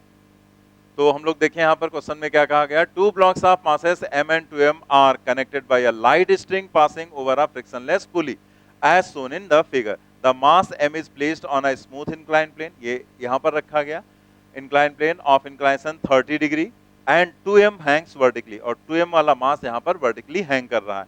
If the system is release the blocks move with an acceleration equal to, block जो है किस एक्सेलरेशन से यहाँ पर मूव करेंगे ये हमें दिखाना है, ठीक है। तो आप यहाँ पर देखो, डायग्राम आप बना लेंगे पहले, लेकिन एक बार यहाँ पर ऐसे समझो कि हम यहाँ पर डायग्राम इसमें कुछ नहीं करने जा रहे हैं अभी, ठीक है। हम बिना इसमें डायग्राम में कुछ किया एक्सेलरेशन यहाँ पर निकालकर ऐसे देखें, पहले हम रफली बता रहे हैं, कुछ लिखना नहीं है अभी आपको। जैसे इसमें क्या हमें सोचना पड़ेगा कि 2m नीचे जाएगा या ऊपर, किधर जाएगा, नीचे जाएगा, क्योंकि ये m है और ये 2m है, तो ये ज्यादा वेट वाला है और सीधे हैंग कर दिया गया तो नीचे जाएगा। तो अगर ये नीचे जाएगा तो हम यहाँ क्या लिखते हैं, टोटल फोर्स अपॉन टोटल मास लिखते हैं। तो इसका मतलब इसका डाउनवर्ड वेट कितना होगा, 2mg होगा ना, तो उसको प्लस लोगे माइनस, प्लस लेंगे, तो यहाँ लिखेंगे हम 2mg, फिर माइनस साइन, ये जाएगा ऊपर, तो इसमें टेंशन की तो हमें बात ही नहीं करनी, ठीक है। इस इधर साइड में जो फोर्स लगेगा वो क्या होगा, mg sin 30, यही होगा ना, तो वो अपोजिट होगा ना, क्योंकि जाएगा तो ऐसे ही है और ये जाएगा नीचे की तरफ ए एक्सलेशन से, तो ये ऐसे जा रहा है और mg sin 30 लग रहा है अपोजिट। तो mg sin 30 कितना होता है 1/, यानी कि mg/2 हो गया ना, तो mg/2 लगेगा अपोजिट, ठीक है, और डिवाइडेड बाई टोटल मास कितना, m + 2m 3m। तो यहां पर अगर हम सॉल्व करें तो ये 4 - 1 यानी कि 3mg डिवाइडेड बाई 6m आ जाएगा, m और m कैंसिल, कितना हो गया 2, g/2 आ जाएगा, यही आंसर होगा ना। सोचो हम लोगों ने अभी डायग्राम में कुछ भी नहीं किया था, सिर्फ कैलकुलेशन अपने दिमाग में किया और एक लाइन में लिख लिया कि उसका एक्सेलरेशन क्या होगा। अभी टेंशन निकालनी, यहां से या यहां से कहीं से भी आप टेंशन निकाल सकते हैं उसको, ठीक है। तो हम लोग यहाँ पर अब ऐसे नहीं लिखते हैं, लिख लेंगे पूरा सिस्टमैटिक, बट ये सब काम आपको कैसे करना रहता है घर पे, तभी हमने बताया था कि जब आप रिवाइज करो तो आप कोशिश करो कि ज्यादा से ज्यादा चीजें आप अपने माइंड में सॉल्व करने की कोशिश करो, ठीक है। हम लोग यहाँ पर देखते हैं, जैसे इसका एक्सेलरेशन ये ए नीचे की तरफ है, डाउनवर्ड वेट, आप डायग्राम बना लेंगे, ठीक है, अलग से कॉपी पे बनाया करो डायग्राम। 2mg, यहाँ पर t रहेगा ऊपर, यहाँ पर t रहेगा नीचे की तरफ, ये t इधर हो जाएगा और यहाँ पर t हो जाएगा इस तरह से। देन हम लोग यहाँ पर इसका वेट दिखा देंगे डाउनवर्ड mg के बराबर। इस साइड का जो कंपोनेंट हो जाएगा वो हो जाएगा mg sin 30।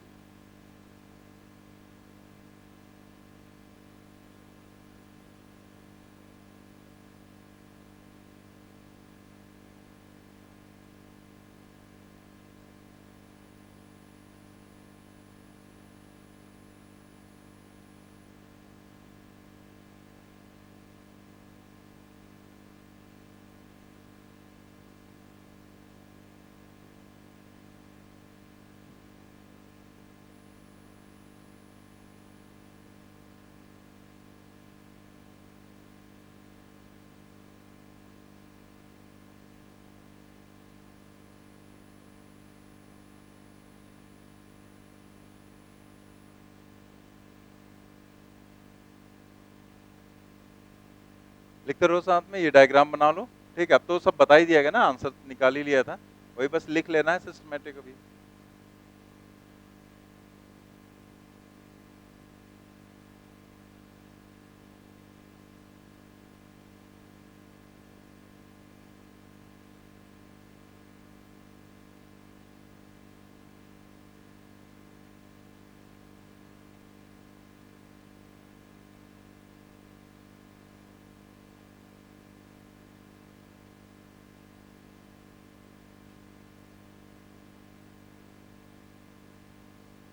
तो इस क्वेश्चन में आपसे एक्सेलरेशन ही पूछा गया था ना, यहाँ पर आपसे एक्सेलेरेशन ही पूछा गया था, तो ये आंसर सही हो जाएगा थर्ड वाला g/2।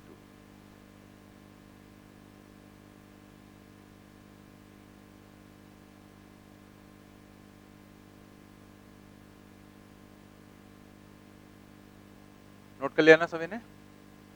नेक्स्ट जो क्वेश्चन नंबर 10 है वो भी इसी तरह का है, बस इसमें जैसे आपको दिया गया था एक साइड में इंक्लाइनेशन दिया गया था, अगले क्वेश्चन में क्या कर दिया गया, दोनों साइड में इंक्लाइनेशन दे दिया गया, और उसमें आपको दोनों चीजें निकालनी है यहाँ पर, एक्सेलेरेशन भी और टेंशन भी। तो tension in string and the acceleration of system of two bodies over the wedge as shown in figure is. m की वैल्यू उसने यहाँ पर लिख दी है, m कितना है 2 किलोग्राम। ठीक है, तो देखते हैं।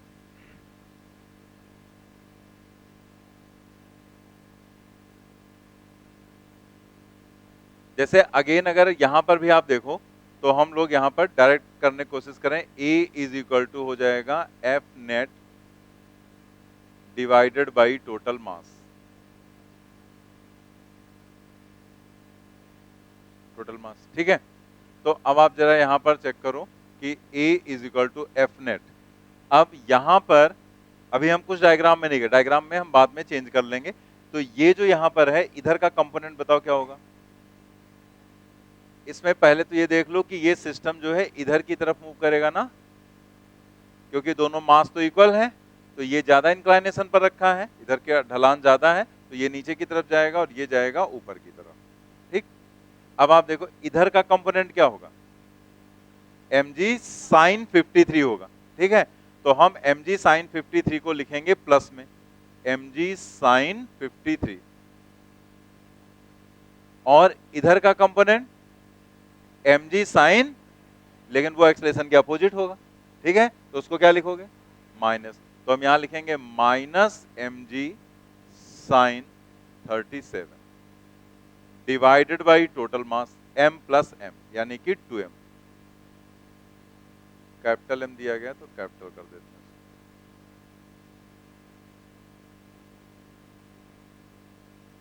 ठीक, 2m हो गया। अब आप इसे यहां पर सॉल्व कर लो। तो अब ये जैसे साइन 53 और साइन 37 है, तो तुरंत आप ऐसे बना लिया करो डायग्राम की, 3 है, ये 4 है और ये 5 है, और ये है 53 और ये है 37।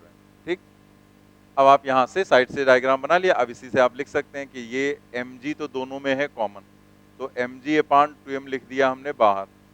अब साइन 53 की वैल्यू यहां से देखो, साइन 53 4/5 हो जाएगा। अगर ये एंगल होगा तो ये परपेंडिकुलर लेंगे हम, तो 4/5 हो जाएगा यहां पर, और माइनस, और साइन 37 अगर ये एंगल है तो ये परपेंडिकुलर हो जाएगा। हमने क्या कहा था कि परपेंडिकुलर और बेस फिक्स नहीं होते हैं, वो एंगल के हिसाब से लिए जाते हैं। जो भी आप एंगल लेंगे, अगर 37 ले रहे हैं तो उसके सामने परपेंडिकुलर, और जो बड़ी लाइन है वो फिक्स है, वो तो हाइपोटेन्यूज ही रहेगा। तो ये हो जाएगा 3/5। 4 - 3 1 हो जाएगा ना, नीचे तो सेम है ना, तो एलसीएम 5 आएगा, 4 - 3 1/5 आएगा। तो यहां से आप m को कैंसिल कर देंगे और यहां पर आ जाएगा g/10, g/10। g की वैल्यू आपको यहां पर दी नहीं गई, लेकिन हम लोग जैसे ऑप्शंस दिख रहे हैं उसके हिसाब से 10 ले लेंगे। तो यहां पर अगर 10/10 करें तो क्या आ जाएगा, 1 आ जाएगा, that is 1 metre per second square. अब आप खुद देखो, यहां पर डायग्राम में हमने कुछ नहीं किया, जो हम लोगों ने याद कर रखा है कि इधर का कंपोनेंट ये होगा, इधर का कंपोनेंट ये होगा, उसी के बेसिस पर हमने वो चीज अपने दिमाग में रखते हुए सारी चीज लिख दी और आंसर आ गया। अब आप यहाँ पर अगर बनाना चाहें तो अपना बना सकते हैं कि इधर का जो कंपोनेंट, पूरा लिखने बनाने की जरूरत है नहीं, इधर का सिर्फ कंपोनेंट हमें रिक्वायर्ड है, तो वही हम लिख लेंगे mg sin 53 इधर होगा, और इधर का जो कंपोनेंट होगा वो होगा mg sin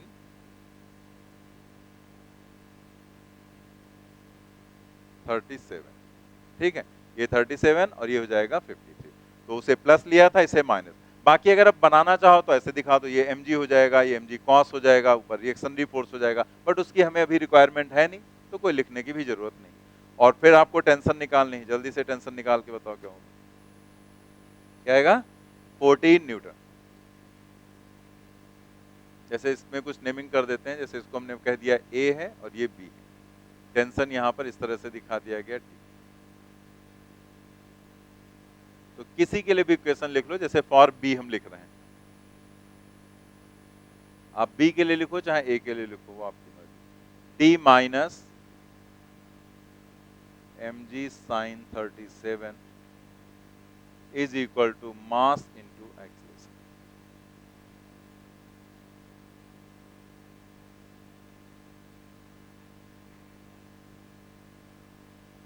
जो साइन 37 लिखना है ना, साइन 37 यहां से पता है 3/5 हो जाएगा।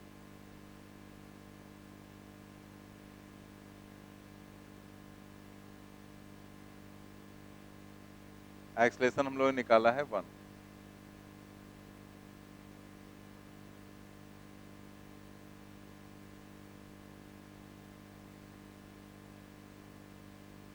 m भी आपको दिया गया है 2, तो ये हो जाएगा 2 + 3 × 2 × 10 डिवाइडेड बाई 5। तो ये ऊपर आ जाएगा 12 + 2 14। तो टेंशन हो गई 14 न्यूटन और एक्सेलरेशन हो गया 1 मीटर पर सेकेंड स्क्वायर।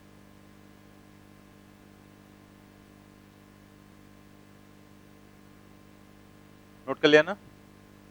तो इस तरह के क्वेश्चंस आपको क्लियर हो गए होंगे कि कैसे करना है, कोई फॉर्मूले की तो जरूरत है नहीं, जस्ट जो कॉन्सेप्ट बताया गया उसी का यूज करना है। अब हमने इंक्लाइंड वाला भी करा दिया, पुली का केस भी करा दिया, यहाँ पर एक डबल साइडेड इंक्लाइंड, एक साइड का इंक्लाइंड प्लेन था, और उसमें अभी अपने केस में भी 2 अलग अलग टाइप के केसेस बता दिए थे। तो सारी चीजें यहाँ पर हो गई। हम लोग यहाँ पर अब आगे के जो क्वेश्चंस हैं वो एक अलग तरह का, जो हम कॉन्सेप्ट अभी आगे केसेस पढ़ेंगे उन पर ये बेस्ड क्वेश्चंस हैं।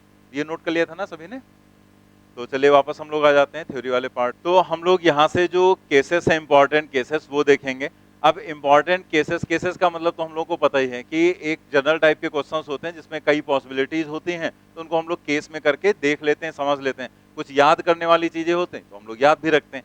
तो हम लोग यहाँ पर देखने जा रहे हैं case, to find tension in a uniform rope of length L at a distance L from F1।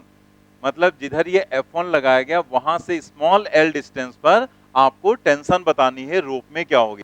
When the rope is acted on by 2 unequal forces F1 and F2, F1 greater than F2 as shown in figure। तो ये जो रोप आपको दिखाई गई है इसका मास भी आपको दिखाया गया, जबकि पीछे जो हम लोग रोप ले रहे थे या जो स्ट्रिंग ले रहे थे वो क्या था? मासलेस। तो हम लोगों ने समझा था कि अगर मासलेस है तो फिर वहां पर हम पूरे में स्ट्रिंग में टेंशन एक जैसी लेंगे, लेकिन यहाँ तो मास ही दे दिया गया इसका रोप का, तो फिर सब कहीं टेंशन डिफर करती हुई चलेगी। यहाँ कुछ और होगा, आगे बढ़ें कुछ और होगा, आगे बढ़ें कुछ और होगा, इस एंड पर कुछ अलग होगी, इस एंड पर कुछ अलग होगी, तो हमें वही टेंशंस देखनी। तो ये जो केस है, इस केस में एक पर्टिकुलर फॉर्मूला निकलेगा, तो ये पर्टिकुलर टाइप का क्वेश्चन ही है। ये एक बार आईआईटी में पूछा गया था, फिर इसके बाद इस पर कई बुक्स में अलग अलग ऑब्जेक्टिव क्वेश्चंस भी बना दिए, कुछ एग्जाम्स में भी पूछा गया। तो हम लोग ये केस करेंगे और इसका जो क्वेश्चन मतलब जो फार्मूला वगैरह है, अगर आप हो सके तो उसको याद करना, क्योंकि जैसे यहाँ पर दिया गया है वैसा ही आपसे पूछा भी जा सकता है एट इट इज। लेकिन जो क्वेश्चंस हम करेंगे अभी, इसको पढ़ने के बाद जो क्वेश्चंस करेंगे उसमें फार्मूले का यूज नहीं करना है हमें, फार्मूले का नहीं, जो कॉन्सेप्ट सीखेंगे उसी का यूज करना है। तो ये हमने क्या बताया, ये एट इट इज एक क्वेश्चन ही है, जो एट इट इज जैसे दिया गया वैसे ही इसमें जो पॉसिबिलिटीज है वो पूछी जा सकती है। बाकी हम क्वेश्चंस में इसमें जो कॉन्सेप्ट सीखेंगे उसका हम लोग यूज करेंगे, फार्मूले का नहीं, ठीक है।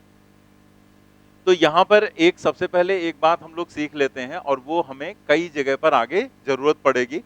तो कुछ लोगों को उसमें कंफ्यूजन भी होता है, जैसे एक कॉन्सेप्ट होता है मास पर यूनिट लेंथ का, चार्ज पर यूनिट लेंथ, या फिर चार्ज पर यूनिट एरिया आपको निकालना है या मास पर यूनिट एरिया निकालना है। तो ये हम लोग आगे भी जरूरत पड़ेगी, जैसे यहाँ पर जरूरत पड़ेगी आपको, वैसे ही आगे जैसे हम लोग पढ़ेंगे, मान लिया हम लोग सेंटर ऑफ मास पढ़ रहे हैं, वहां पर रिक्वायरमेंट आ जाती है। हम लोग आगे पढ़ते हैं इलेक्ट्रोस्टेट, वहां पर भी रिक्वायरमेंट आती है, मैग्नेटिज्म में रिक्वायरमेंट आ जाती है। तो बहुत जगह पर चार्ज पर यूनिट लेंथ या मास पर यूनिट लेंथ इस तरह की रिक्वायरमेंट आती है। तो उसमें कई लोगों को प्रॉब्लम होती है कि क्या है, तो वो पॉइंट पहले हम लोग डिस्कस कर लेते हैं, समझ लेते हैं, देन हम लोग केस पर आ जाएंगे, ठीक है। जैसे आपको कहीं पर मान लिया ये एक स्ट्रिंग दी गई है या रोप दी गई है और इसका मास आपको यहां पर दे दिया गया m और लेंथ आपको दे दी गई l, ठीक है। तो अगर आपसे उसने कहा कि कहीं पर भी आपको मान लिया पूरा यूनिफॉर्म रोप दिया गया, उसने कह दिया ये एक लेंथ है इतनी और इस लेंथ का आपको मास निकालना है, और इस लेंथ की वैल्यू उसने मान लिया स्मॉल एल दे दिया या कुछ भी दे दिया, उसने कहा इसका मास आपको कैलकुलेट करना है और वो मास है स्मॉल m, इसको हमें निकालना है, कैसे निकालेंगे? तो इसके लिए क्या करते हैं, जैसे आपको उसने यूनिफॉर्म लेंथ दे रखी है, तो ये जो L लेंथ है, इस L लेंथ का अगर हम यहां पर मास देखें तो मास पर यूनिट लेंथ का मतलब हो जाता है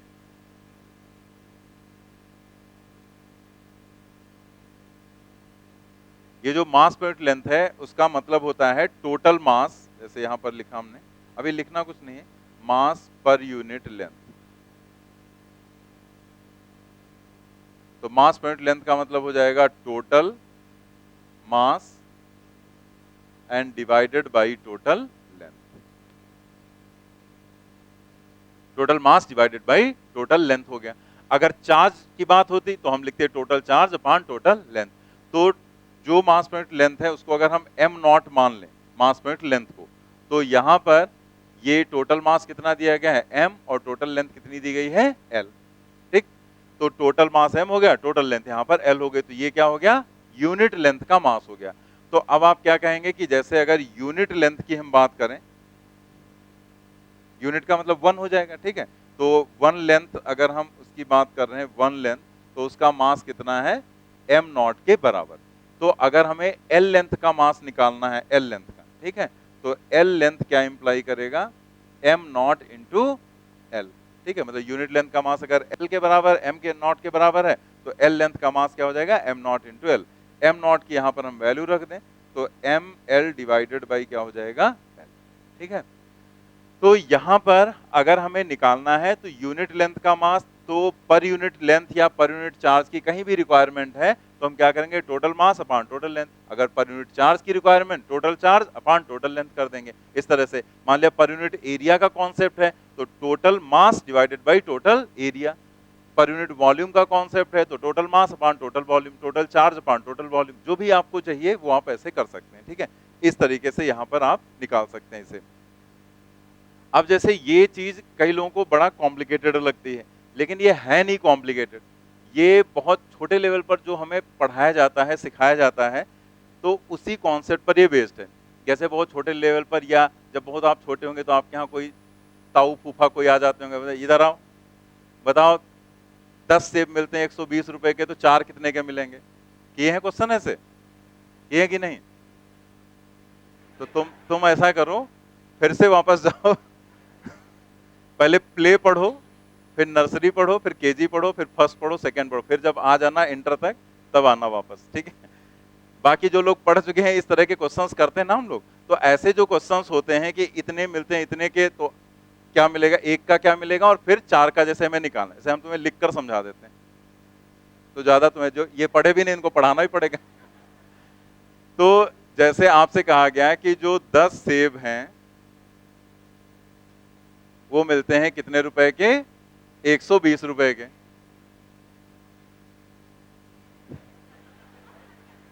अब इससे सस्ता क्या मिलेगा तुमको, सही रेट लगाओ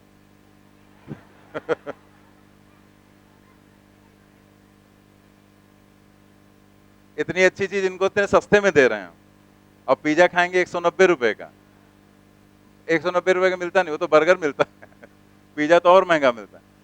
10 सेब मिलता है, सुनो समझो इसको, 10 सेब मिलते हैं 120 रुपए के, तो पहले हमें निकालना है 4 का, तो हम लोग पहले एक का निकालते हैं कि एक सेब कितने का मिलेगा, तो 120 बटे 10, तो यहां पर कितना हो गया, 12 रुपए। लेकिन हम लोग 12 नहीं लिखेंगे क्योंकि हमें इसकी जरूरत तो है नहीं। ठीक है, तो हमने पहले लिखा एक सेब कितने का मिलेगा, 120 बटे 10, और उसके बाद फिर हमें निकालना है 4 का दाम क्या होगा, तो फिर 4 सेब मिलेंगे, तो कैसे लिखते हैं हम लोग यहाँ पर, 120 डिवाइडेड बाई 10, और ये जो 4 है इसको मल्टीप्लाई कर देंगे, ऐसा लिखते हैं ना। अब यहां पर इसे सॉल्व कर लेते तो कितना आ गया, 48 रुपए मात्र। ठीक है, तो ये जो कॉन्सेप्ट है ये तो सबको पता है ना, एक लोगों को छोड़ के बाकी ये कॉन्सेप्ट तो सबको पता है कि 10 सेब इतने के तो एक इतने के, तो 4 कितने के मिलेंगे। तो ये जो तरीका है, ये और ये दोनों एकदम एक जैसे हैं, जो वहां पर करना है वही तुम्हें यहां करना है। अब जैसे यहां पर जो लिखने का तरीका था वो हमने पहले ऐसे बता दिया कि इसका मतलब क्या होता है ये चीजें, लेकिन अगर हम इस चीज को वैसे ही लिखना चाहें जैसे यहां पर ये लिखा गया है, ठीक है। तो आप देखो यहां पर कि हमें लिखना है, जैसे हमें दिया गया है एल लेंथ का मास है m के बराबर, तो हम लोग यहां पर ऐसे लिख लेंगे लेंथ और यहां लिखेंगे हम मास। अब देखो इसमें करना क्या है, कुछ लोग बाद में एक क्वेश्चन पूछते हैं इतना पढ़ाने के बाद कि सर लेंथ इधर लिखा मास इधर लिखा, अगर मास इधर लिखते हैं लेंथ इधर तो बेटा तुमको निकालना क्या है, तुमको लेंथ थोड़े निकालना है, तुमको क्या निकालना है, मास निकालना। उसने कहा एल लेंथ का मास क्या होगा, तो जो चीज तुम्हें निकालनी उसको उधर रखेंगे, ठीक है ना। तो निकालना मास है तो मास इधर रखो, अगर लेंथ निकालना होता तो लेंथ इधर रखते, तो लेंथ इधर रखेंगे मास इधर। अब देखो यहां पर हम लोग सिंपल वे में चलेंगे, एल लेंथ का मास कितना दिया गया है m, तो यूनिट लेंथ का कितना हो जाएगा m बाई एल, तो एल लेंथ का कितना हो जाएगा m by L into L, यही है यहां पर मास ऑफ एल, वही आया था ना यहां पर, तो दोनों सेम ही है ना। तो हम लोगों ने आज सीखा कॉन्सेप्ट ऑफ सेव, ठीक है। तो बाई कॉन्सेप्ट ऑफ सेव हम लोग ये वाला कॉन्सेप्ट समझ गए कि मास पर यूनिट लेंथ या चार्ज पर यूनिट लेंथ क्या होता है, ठीक है। तो ये चीज हमें ध्यान रखनी क्योंकि ये बहुत जगह पर यूज होगा, ठीक है, बहुत जगह पर, और जहां भी यूज होगा हम लोग बिल्कुल ऐसे सिंपल तरीके से इसको समझ लेंगे। अब जैसे मान लेते हैं यहीं पर आप आगे जैसे क्वेश्चन हम लोग करेंगे भी, तो सपोज कर लिया यहां पर आपको एक रॉड दे दी गई और उस रॉड के ऊपर आपको दे दिया गया चार्ज, कि इसके ऊपर यहां पर प्लस चार्ज आपको दे दिया गया, इस रॉड की जो लेंथ है वो आपको दे दी गई एल, ठीक है, और चार्ज इसके ऊपर टोटल दे दिया गया क्यू के बराबर। अब आपको यहां पर कह दिया गया कि एक इसमें से इतना छोटा सा हमने एलिमेंट लिया, ये जितना ये ब्लू वाला दिखाया गया, इस एलिमेंट की जो लेंथ है वो dx के बराबर है और इसके ऊपर चार्ज है dq, ठीक है, ये जो ब्लू वाली लेंथ है उसके ऊपर चार्ज dq है और लेंथ है उसकी dx। अब आपको ये dq की वैल्यू फाइंड आउट करनी है कि dq की वैल्यू क्या होगी, थोड़ा जगह बना लेते हैं यहां पर। तो आपको इस dq की वैल्यू यहां पर फाइंड आउट करनी है, क्या हो जाएगी। तो अगेन हमारा यही कॉन्सेप्ट चलेगा, कौन सा, कॉन्सेप्ट ऑफ सेव। तो अब इसमें हमें क्या करना है, हम फिर वही, हमें निकालना क्या है, पहले ध्यान दो, चार्ज निकालना है, हमें इस dx लेंथ पर चार्ज निकालना, तो हम चार्ज इधर रखेंगे, ठीक है, और यहां पर क्या रखेंगे, लेंथ, ठीक है, लेंथ इधर रखेंगे। तो फिर वही काम करेंगे, एल लेंथ पर चार्ज कितना है, क्यू के बराबर, तो यूनिट लेंथ पर कितना होगा, क्यू बाई एल, तो dx लेंथ पर कितना होगा, Q by L into dx, and this is dq, ठीक है। तो समझ में आ गया ना। तो अगर हमें कहीं पर भी ऐसी जरूरत पड़ेगी तो हम लोग इसी कॉन्सेप्ट के हिसाब से हम लोग यहां पर काम करेंगे, ठीक है, क्लियर हो गया। अब हम लोग आ जाते हैं केस पर, अब उसमें कोई प्रॉब्लम होगी नहीं हमको। तो हम लोग यहां पर टेंशन फाइंड आउट करने वाले हैं एल लेंथ पर। तो ये बताना क्यों पड़ा, क्योंकि आप देखो इसका तरीका क्या है सॉल्व करने का। जब भी ऐसा कोई क्वेश्चन आएगा जिसमें आपको मास दे दिया जाए रोप का, तो आपको जैसे उसने कह दिया इस लेंथ पर आपको एल लेंथ पर टेंशन बतानी है, तो आप इस एल लेंथ पर यहाँ पर जो टेंशन है उसमें आप देखेंगे कि इस तरह से 2T दिखाया गया, लेकिन ये कैसे आप समझेंगे, कैसे इमेजिन करेंगे।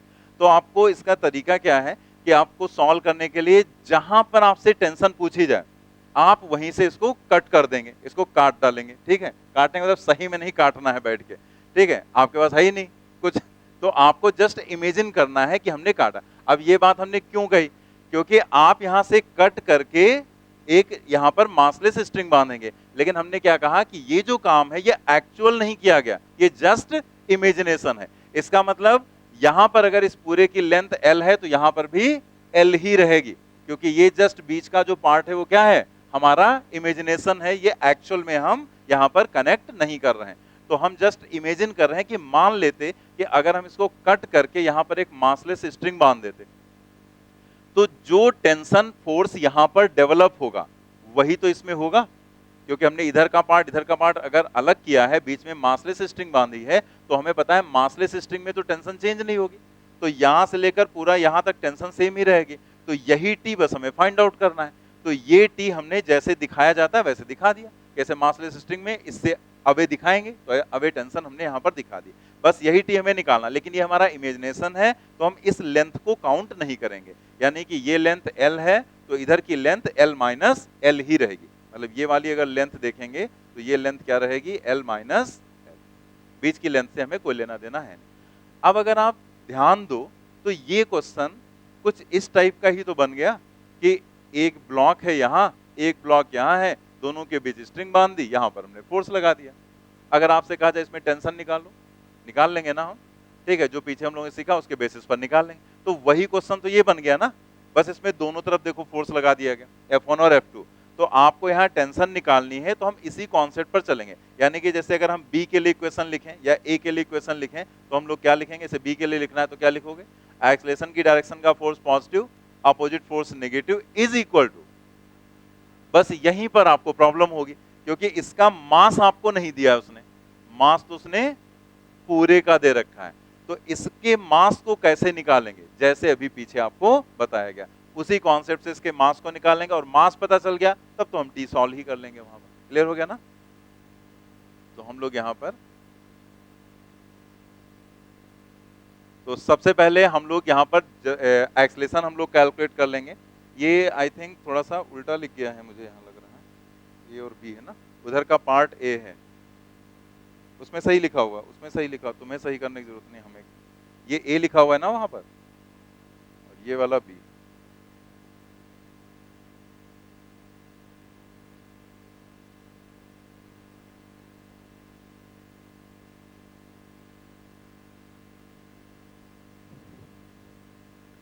ठीक है, तो हम लोग को यहाँ पर सबसे पहले तो यहाँ पर मास की जरूरत पड़ने वाली है, तो मास हम लोग पहले ही कैलकुलेट करके रख लेते हैं, एंड देन हम लोग फिर एक्सेलरेशन निकालेंगे और फिर हम इक्वेशन लिखेंगे यहाँ पर। तो मास हमें ए का चाहिए क्योंकि हम इसी की इक्वेशन लिखने वाले हैं, तो हमें ए का मास चाहिए यहाँ पर। तो हम लोग क्या करेंगे, वैसे लिखेंगे, हमें मास निकालना है तो हम इधर लिखेंगे लेंथ, और इधर हम क्या लिखेंगे, मास। तो एल लेंथ का जो मास है, टोटल लेंथ क्या है, एल लेंथ का जो मास है उसको हमने लिया है m, तो फिर यूनिट लेंथ का जो मास है वो क्या हो जाएगा, m डिवाइडेड बाई l, तो फिर l लेंथ का जो मास है वो हो जाएगा m divided by l into l, और इसी को हम कहेंगे मास ऑफ पार्ट ए पार्ट का हो गया मास। ठीक है, तो एक काम हो गया। दूसरा है हमारा एक्सेलरेशन का काम, तो एक्सेलरेशन हम लोग लिखते हैं वही F net divided by total मास, लिखते भी रहो क्योंकि इसमें और कुछ तो बताना नहीं था अभी।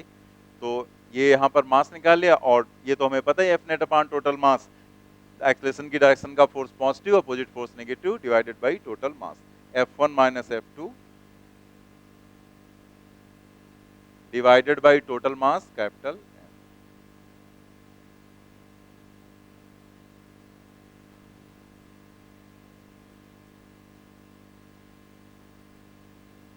नोट कर लेना आपने। तो अब हमें निकालना क्या है, टेंशन निकालना है, तो हम किसी भी पार्ट के लिए इक्वेशन लिख सकते हैं, ए के लिए भी और बी के लिए भी, लेकिन हमने मास किसका निकाला है, ए का, तो अगर हम बी के लिए लिखेंगे तो हमें मास बी का निकालना पड़ेगा, तो हम उसको नहीं लिखेंगे, हम उसी से टेंशन कैलकुलेट कर लेंगे। तो हम लोग यहाँ पर इक्वेशन लिखेंगे फॉर ए। अब देखो जरा यहाँ पर ए के लिए इक्वेशन लिखना है, वही तरीका, एक्सेलरेशन की डायरेक्शन में क्या है F1 और अपोजिट क्या है T, तो F1 minus T is equal to mass of part A into a, वही तरीका तो वही रहेगा ना हम लोगों का। तो F1 minus T is equal to mass of part A and acceleration. अब यहाँ पर हमें T की वैल्यू लिखनी है, तो T इज इक्वल टू, इधर ले जाएंगे F1 minus M A into a हो जाएगा, वैल्यूज रखते हैं यहाँ पर, तो ये हो जाएगा F1 minus mass of part ए हम लोगों ने क्या निकाला था, m अपान एल इंटू एल, तो यहाँ पर हो जाएगा m divided by L into L, और एक्सेलरेशन क्या है F1 minus F2 divided by capital M। यहाँ से आप देख सकते हैं कि m और m हो जाएगा कैंसिल,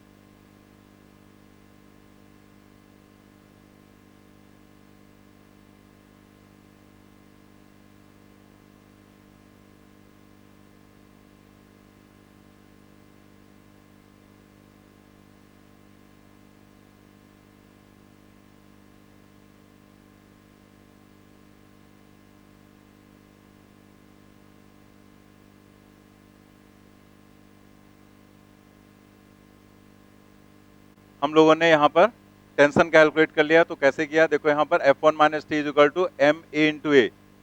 यहाँ पे जो आपको इक्वेशन लिखने का तरीका बताया गया था उसी के बेसिस पर F1 minus T is equal to mass into acceleration. Then हमने यहाँ पर मास की वैल्यू रख दी जो हम लोगों ने निकाला था m by L into L, और एक्सलेशन की वैल्यू रख दी, m कैंसिल हो गया। फिर यहाँ पर इसे ओपन कर दिया गया। ओपन करने के बाद हमने F1 के टर्म को एक साइड में कर लिया और F2 अलग कर दिया।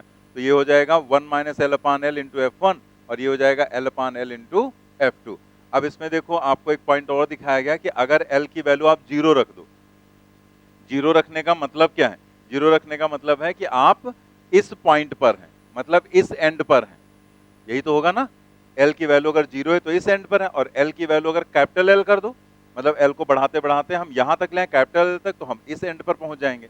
तो अगर L की वैल्यू हम 0 रखें तो उस कंडीशन में क्या होगा, L 0 रखो यहां और यहां, तो ये तो पूरा 0 हो गया, और यहां जब 0 रखेंगे तो ये टर्म 0 हो जाएगा, क्या बचेगा F1। तो देखो क्या लिखा है, T इक्वल टू F1। और अगर हम स्मॉल l की वैल्यू कैपिटल L रखते हैं तो कैपिटल L रखेंगे तो ये L अपान L 1 हो जाएगा, यानी कि F2 बचेगा, और ये हो जाएगा 0, क्योंकि L अपान L 1, 1 माइनस 1 0, तो इसका मतलब बचेगा F2। अब आप देखो यहाँ पर कि जो फोर्स इसके ऊपर लगाया गया था, यहाँ पर इधर F1 लगाया गया था और इधर F2, तो बीच में कहीं पर भी कैलकुलेट करोगे आप, बीच में कहीं पर भी, तो फोर्स जो भी यहां पर बीच में कहीं पर भी टेंशन फोर्स आएगा, उस T की वैल्यू, जो ये T है, इस T की वैल्यू F1 से कम होगी और F2 से ज्यादा होगी। कहीं पर भी आप निकाल कर देख, कोई भी वैल्यू रखो और कोई भी रैंडम कोई भी वैल्यू, मान लिया ये 10 न्यूटन मान लिया, ये 8 न्यूटन मान लिया, स्मॉल एल कैपिटल एल कुछ भी मान लो, सॉल्व करेंगे तो अगर आपने इसको 10 रखा, इसको 8 रखा है, तो जो वैल्यू आएगी वो 10 और 8 के बीच में आ जाएगी। लेकिन अगर आप इस एंड पर कैलकुलेट करोगे तो यहां पर जो वैल्यू आएगी वो क्या आएगी, F1 के बराबर, और यहां पर वैल्यू आएगी F2, यानी कि जो भी वैल्यूज होंगी T की, वो या तो F1 के बराबर होगी या उससे कम होगी, F2 के बराबर होगी या उससे ज्यादा होगी।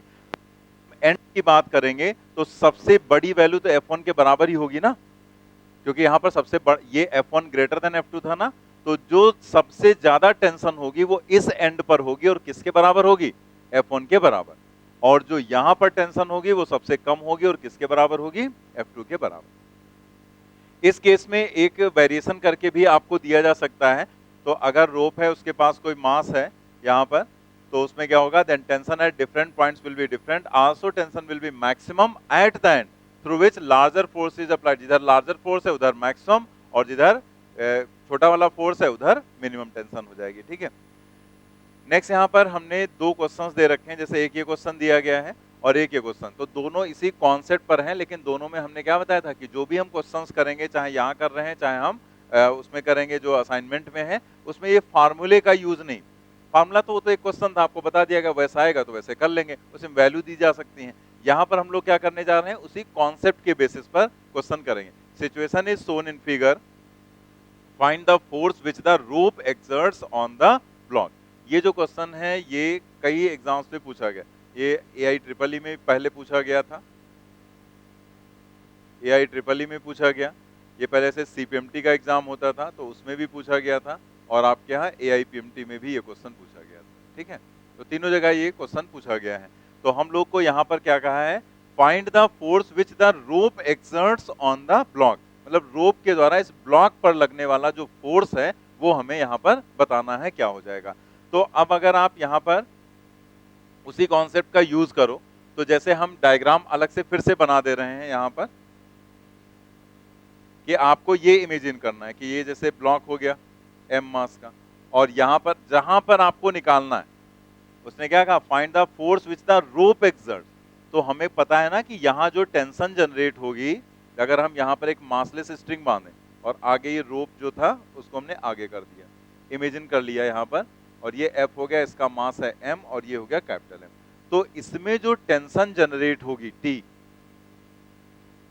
ये टेंशन क्या है, हमने आपको स्टार्टिंग में समझाया था ना, ये टेंशन क्या है, this is the force exerted by the string on the block.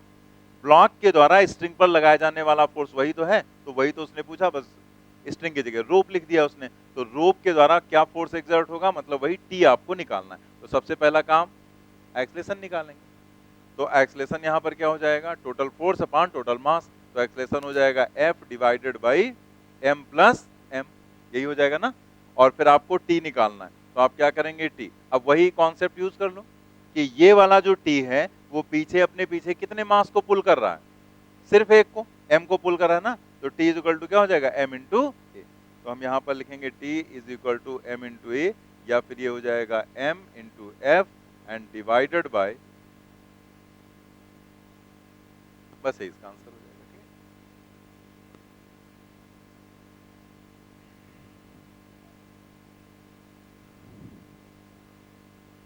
ये वाला हम टी चूज करेंगे, ये वाला जो एक्सलेशन की डायरेक्शन में होता है। अगला क्वेश्चन करो, वो भी करना है, बैठ के सुस्ताने लगते हैं तुम्हें, बहुत थक गए।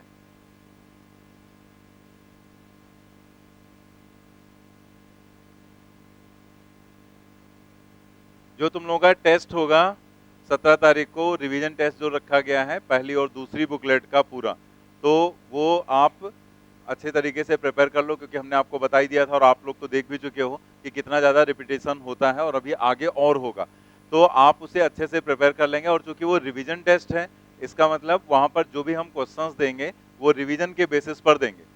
ठीक है, जैसे जो इधर पेपर आ रहा था उसमें कैसा भी क्वेश्चन आ रहा था, कुछ लेवल अलग अलग लेवल के भी क्वेश्चंस आ रहे थे, लेकिन इस टेस्ट में आपको जो दिया जाएगा वो जैसे केसेस हम लोगों ने किए हैं या जैसे हम लोगों ने क्वेश्चंस किए हैं या जो फार्मूले हैं, तो उनमें जो कॉन्सेप्ट आपको बताया गया था उसी के बेसिस पर क्वेश्चंस होंगे। मतलब जो क्वेश्चन आपको बुकलेट में मैंने कराए हैं या जो पीछे सेल्फ इवैल्यूएशन में दिए गए क्वेश्चन हैं, उसी में डेटा बदलकर भी क्वेश्चन आ सकता है आपका, तो उसी टाइप की चीजें रहेंगी। तो हम वो इसलिए कर रहे हैं कि हम ये चाहते हैं कि आप इधर उधर के चक्करों में ना पड़े, जस्ट जो आपको बताया गया उसको आप अच्छे से रिवाइज कर लो, उसी में आपको जस्ट जो क्वेश्चंस कराए गए उनकी प्रैक्टिस कर लो। आप जैसे आपको एग्जाम में क्वेश्चन दिया गया, मान लिया कोई भी क्वेश्चन हमने एज इट इज दे दिया, बस उसका हमने डेटा बदल दिया, तो आपके पास इतनी स्पीड होनी चाहिए कि उसको आप तेजी से कर सकें। तो उसी में से क्वेश्चंस हम मैचिंग के भी बना सकते हैं, उसी में से हम क्वेश्चंस कैसे भी बना सकते हैं, चाहे वो न्यूमेरिकल वाला हो चाहे वो स्टेटमेंट वाला हो। तो ये आप ध्यान रखना कि बहुत ज्यादा इधर उधर के या अलग टाइप के क्वेश्चंस आपको नहीं मिलेंगे, जैसा हम लोग पढ़ रहे हैं या जिस तरीके का कॉन्सेप्ट आपको दिया गया है यहाँ पर, तो उसी पे एटिटिज टाइप के क्वेश्चंस बनाए जाएंगे, क्योंकि हम उसे रिवीजन के बेसिस पर पेपर को तैयार कर रहे हैं। ठीक है, तो बढ़िया से इसको प्रिपेयर कर लेंगे आप। हो गया ना, नेक्स्ट क्वेश्चन क्या हुआ, इसका आंसर कुछ निकाला किसी ने?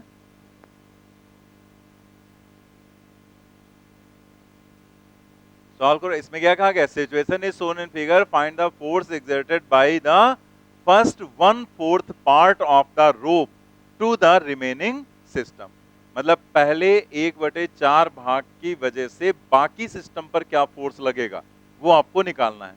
तो चीजें तो वही रहेंगी ना, कि जैसे अगर हम यहां से इसको कहीं से कट कर दें, तो वो हम लोग जैसे डायग्राम बनाएंगे तो बार बार हमें डायग्राम बनाने की जरूरत नहीं, हम लोग यहाँ पर डायग्राम को, उस चीज को इमेजिन करेंगे। लेकिन हम अभी एक बार और डायग्राम अलग से बना दे रहे हैं, बाकी हमें जस्ट इमेजिन करना है यहाँ पर। ठीक है, क्योंकि बार बार अगर डायग्राम बनाएंगे तो आपका बहुत टाइम जाएगा। तो यहाँ पे हमने इसे 2 पार्ट में कर दिया, क्योंकि उसने आपसे क्या कहा है, 1/4 के कारण, तो ये F की वैल्यू क्या है, 40 न्यूटन, 1/4 पार्ट। तो इसका मतलब अगर मास ही 1 किलोग्राम दिया गया है, तो इधर का जो मास होगा वो 1/4 किलोग्राम हो जाएगा। भाई जितना पार्ट लेंगे उतना ही मास हो जाएगा 1 किलोग्राम, और इधर का जो है वो क्या हो जाएगा, 3/4 किलोग्राम। और इसका जो मास दिया गया है m, वो आपको क्या दिया गया है, 7 किलोग्राम दिया गया। आपको यहाँ पर अगेन एक्सलेशन निकालना है, और उधर का जो पार्ट है उसकी वजह से इस साइड वाले पार्ट पर क्या फोर्स लगेगा, तो आपको टेंशन ही तो निकालनी है, टी, यही टी आपको यहाँ पर कैलकुलेट कर लेना है। तो मेथड फिर से वही रहेगा, पहले एक्सलेशन निकालेंगे, तो एक्सलेशन हम लोग निकालेंगे total force that is F and divided by total mass. Acceleration में टोटल मास आपको काउंट करना है, तो टोटल मास क्या है, m प्लस m।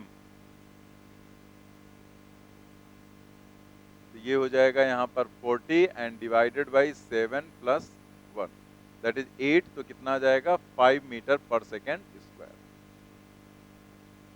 अब आप लिखेंगे यहाँ पर t is equal to direct method, तो हम लोग इस वाले t को चूज करेंगे जो एक्सलेशन की डायरेक्शन में होगा, और ये t किसके बराबर हो जाएगा, इसके पीछे कितना मास है टोटल 3/4 और प्लस 7 और इनटू क्या कर देंगे एक्सलेशन।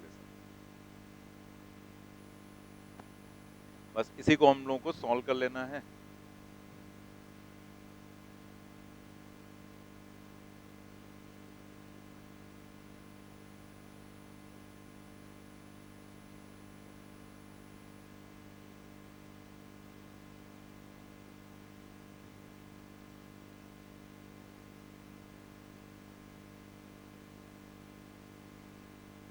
$38.75 न्यूटन आ जाएगा। सेकेंड केस हम लोग देखते हैं, नोट कर लिया ना सभी ने। जो सेकेंड केस है वो भी काफी इंपॉर्टेंट केस है और उसे आप ध्यान रखेंगे, उसका यूज आगे जैसे वेव जब हम लोग पढ़ते हैं तो ये जो कॉन्सेप्ट है इसका यूज वेव में भी आ जाता है। वेव मोशन में जब हम लोग वेलोसिटी ऑफ वेव पढ़ते हैं तो वहां पर कुछ ऐसे क्वेश्चंस रहते हैं जहां पर इसकी रिक्वायरमेंट हमें पड़ती है, तो वही पॉइंट यहाँ पर हम लोग नेक्स्ट पार्ट में सीखने जा रहे हैं। जैसे आपके यहाँ एक बार क्वेश्चन पूछा भी गया था, सिमिलर क्वेश्चन हमने क्लास में भी कराया था कि यहाँ पर अगर एक रोप ऐसे हैंग कर दी जाए तो यहाँ पर एक वेव को जनरेट किया गया जिसकी वेवलेंथ इतनी है, कुछ दे दिया गया, तो उसने कहा कि जब वो इस अपर पार्ट पर पहुंचेगी तब उसकी वेवलेंथ क्या होगी। तो अगर वो यहां से चली और यहां पर पहुंच रही तो वेवलेंथ निकालने के लिए हमें वेलोसिटी का फॉर्मूला यूज करना पड़ेगा v equal to root T by M, और वेलोसिटी जो है वो एफ लैम्डा के बराबर। तो जब हमें t पता चलेगा तभी तो हम काम कर पाएंगे। जैसे अगर आपको यहाँ वेलोसिटी निकालनी हो तो यहाँ पर आपको टेंशन पता होनी चाहिए, क्योंकि जो फॉर्मूला होता है वेव वेलोसिटी का तो वो क्या होता है v equal to root T divided by M. M होता है मास पर यूनिट लेंथ और t टेंशन। तो टेंशन कैसे निकालेंगे, मेन वो पॉइंट है। तो टेंशन जैसे यहाँ पर आपको बताया जा रहा है वैसे ही आपको कैलकुलेट करना है। अगेन देखो मेथड वही है।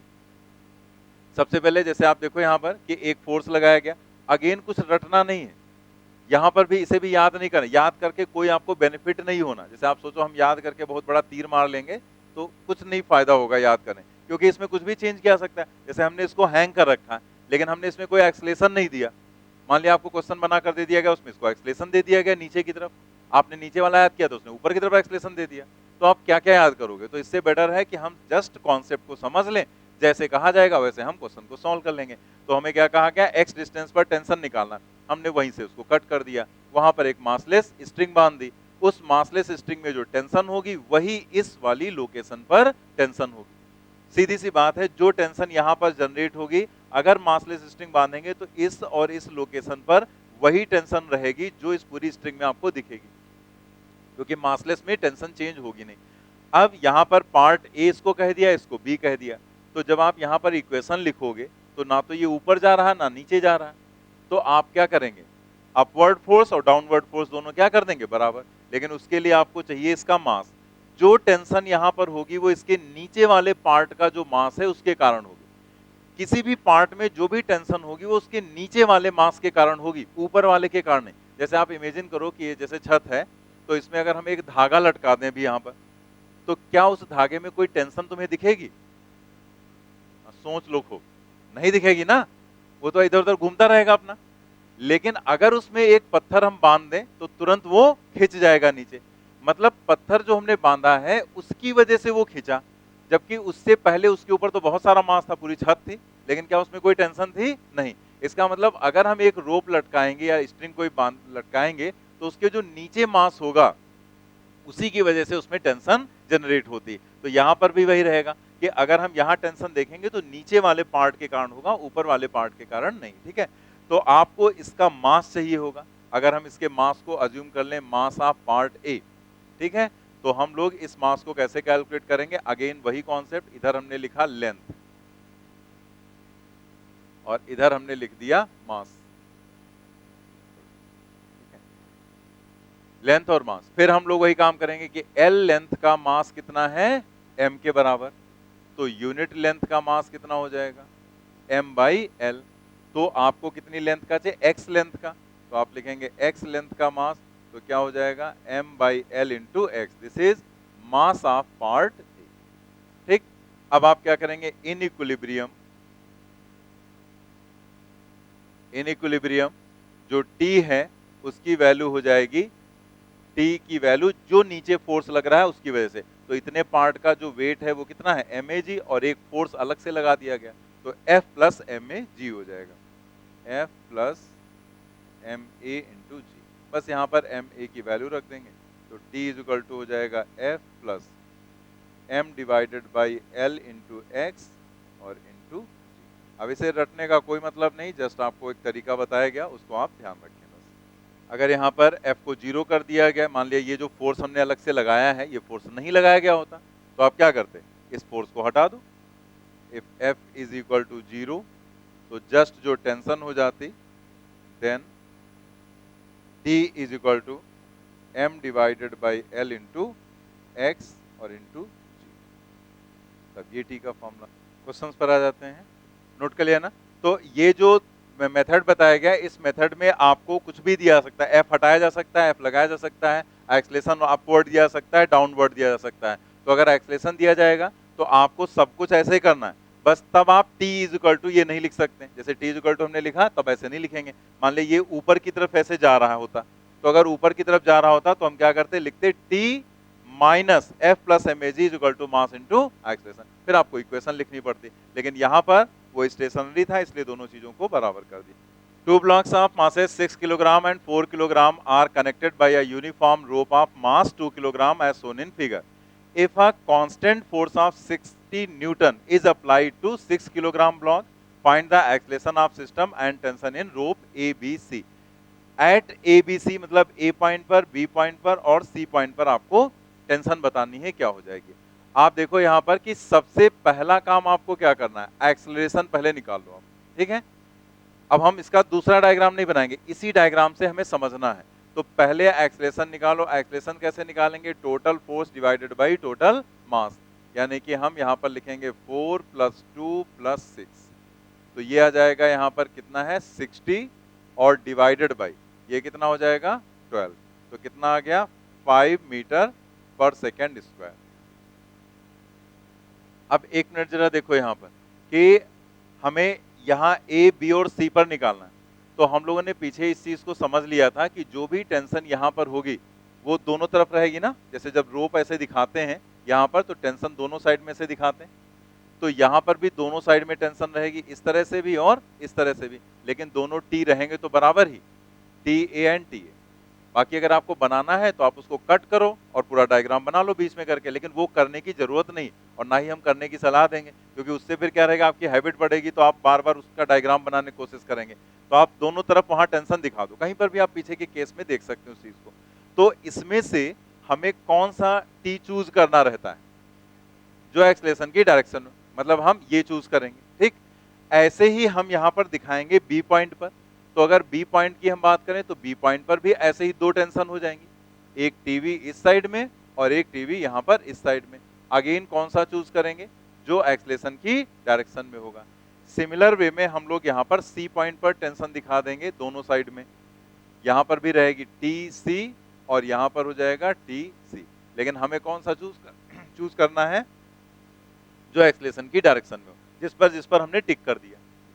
अब आप यहाँ पर डायरेक्ट इक्वेशन लिख सकते हैं, जैसे अगर आपको टी ए लिखना है तो आप देखो यहाँ पर इस वाले टेंशन के पीछे टोटल कितना मास है, 6 है ना, इसके पीछे ये 2 किलोग्राम और ये कितना 4, तो हम क्या लिखेंगे यहाँ 2 प्लस 4 और इंटू क्या कर दिया ए, यानी कि 6 into 5 that is equal to 30 newton, ठीक है।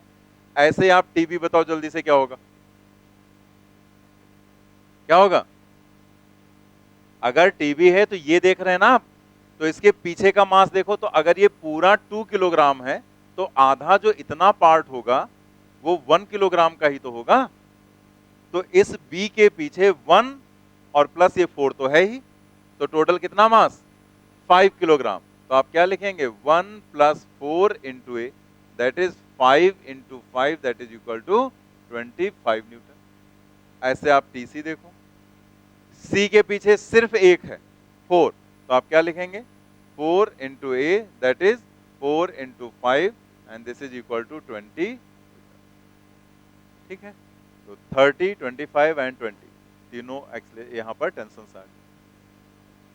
अभी आपको जो केस लास्ट में बताया गया उसी से रिलेटेड है 12 नंबर। तो 12 नंबर का क्वेश्चन बिल्कुल उसी से रिलेटेड है, जस्ट उसमें इसमें अंतर क्या है, एक्सलेशन बस डाउनवर्ड आपको दे दिया गया है। ये नोट कर लिया आपने। यहां पर फिर से आपको वही काम करना है, जैसे सबसे पहले तो आप यहां पर देखो कि इस लोकेशन पर टेंशन निकालनी, तो आपको यहां पर पता है कि दोनों साइड में यहां पर टी आपको दिखाना है, टी और यहां पर टी। लेकिन आपको यहां पर जो, जैसे जब ये वाला वर्टिकल वाला केस होगा तो वर्टिकल वाले में आपको यहां पर निकालना क्या है, the tension T if whole system is accelerated downward. तो इसके लिए कोई डायरेक्ट मेथड तो हमने सीखा नहीं, तो इसके लिए हमें इक्वेशन ही लिखनी पड़ेगी। तो इक्वेशन लिखने के लिए हम लोग क्या करेंगे कि जैसे ये जो पूरा पार्ट दिख रहा है तो इसमें ये वाला जो फोर्स है, अब यहां पर आपको ये ध्यान देना रहेगा कि ये जो दोनों टी लग रहे हैं तो ये वाला टी जो ऊपर वाला है ये नीचे वाले मास पर लगेगा ना। जैसे आप अगर ऐसे नहीं समझ में आया तो आप अगर इसका डायग्राम बनाएंगे ऐसे कट करके,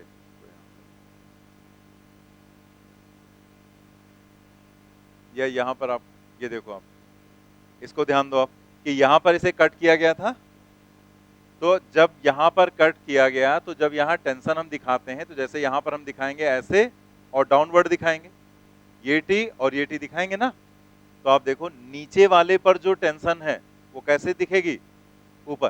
क्योंकि आपको ये पॉइंट याद रखना है कि किसी भी बॉडी पर जो टेंशन दिखेगी वो बॉडी से अवे दिखेगी। तो अगर आप यहां पर ये चीज दिमाग में रखेंगे तो वहां आपको डायग्राम नहीं बनाना पड़ेगा दोबारा, वरना आपको पूरा डायग्राम बनाना पड़ेगा, या आप गलत ले लेंगे, पता लगा आपने सोचा कि ये वाला ब्लॉक है तो इस पर ये वाली टेंशन, या ये वाला जो पार्ट है इस पर ये वाली टेंशन, तो आप गलत लिख देंगे ना, दोनों टेंशन टी और एफ दोनों पॉजिटिव हो जाएंगे। लेकिन जबकि इस वाले रोप पर जो नीचे वाला पार्ट है उस पर टेंशन तो ऊपर की तरफ दिखेगी ना, क्योंकि टेंशन हमेशा अवे दिखेगी। तो आप देख सकते हैं यहां पर पार्ट इधर की तरफ दिखेगा, यानी कि जो हम लोग ये क्वेश्चन करने जा रहे हैं चीजों को थोड़ा सा आपको ध्यान रखना पड़ेगा, ठीक है। तो जब हम ये वाला क्वेश्चन करेंगे तो इसमें ये दोनों टेंशन दिखेंगे, तो जो नीचे वाला ये पार्ट है इस पर जो टेंशन होगी वो ये वाली होगी। जैसे इस पार्ट का नाम डाल देते हैं ए और ये पार्ट डाल देते हैं बी, तो ये जो टेंशन होगी वो टी ए होगी, ठीक है। और यही टी आपको यहाँ पर कैलकुलेट करना है, तो दोनों रहेंगे बराबर, लेकिन हमने ऐसे दिखाने के लिए आपको ऐसे बता दिया, ठीक है। या एक काम करते हैं कि यहाँ पर ऐसे ना लिखकर उसको टिक कर लो आप, ज्यादा सही रहेगा, ठीक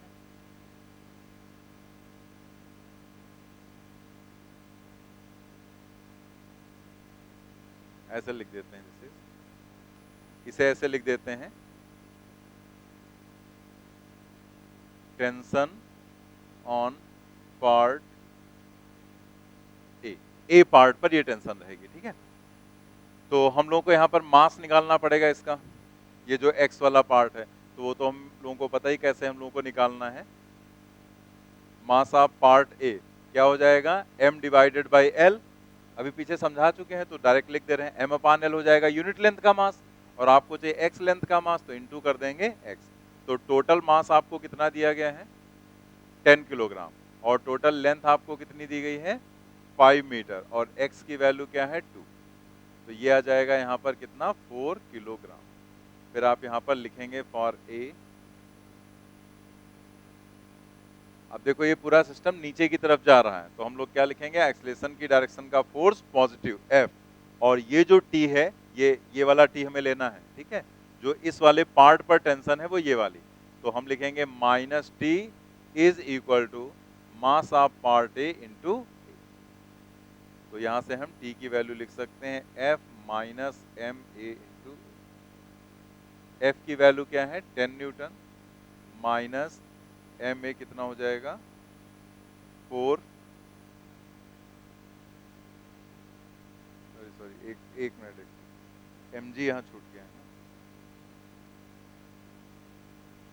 एम ए इंटू जी, ठीक है। तो एम ए इंटू जी की वैल्यू यहाँ पर इसी में लिख देते हैं, एम जी छूट गया था यहाँ पर,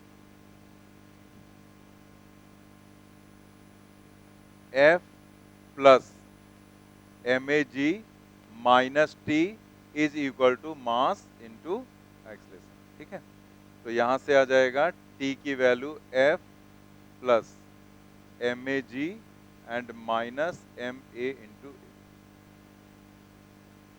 वैल्यूज डाल देते हैं। एफ की वैल्यू आपको कितनी दी गई है 10, एम ए की वैल्यू है 4, जी की वैल्यू है 10 और माइनस 4 और एक्सेलेरेशन कितना दिया गया है 2।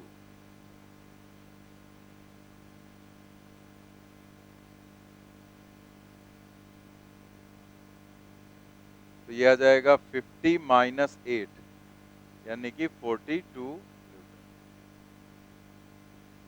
42 न्यूटन सेकंड ऑप्शन यहां पर करेक्ट। नोट कर लेना आपने। एक बार फिर से देख लेंगे यहां पर। जैसे ये जो भी यहां पर पार्ट दिया गया था तो इसमें आपको डायग्राम याद रखना है कि टेंशन कैसे लगाते। तो टेंशन दोनों साइड में रहेगी, लेकिन नीचे वाले पार्ट पर टेंशन ऊपर की तरफ और ऊपर वाले पार्ट पर टेंशन नीचे की तरफ। और फिर आप यहां पर जब इक्वेशन लिखेंगे तो ये एम ए जी यहां पर ये भी ध्यान रखना है। तो M A G plus F, ये एक्सेलेरेशन की डायरेक्शन में थे, इसको प्लस लिया गया, ये टी अपोजिट था, इसको minus, is equal to mass into acceleration. बाकी तो आप वैल्यूज रखकर सॉल्व कर लेंगे। तो इसी के आगे हम लोग कंटिन्यू रखेंगे एक्स्ट्रा क्लास में, जो आपकी मंडे को रहेगी।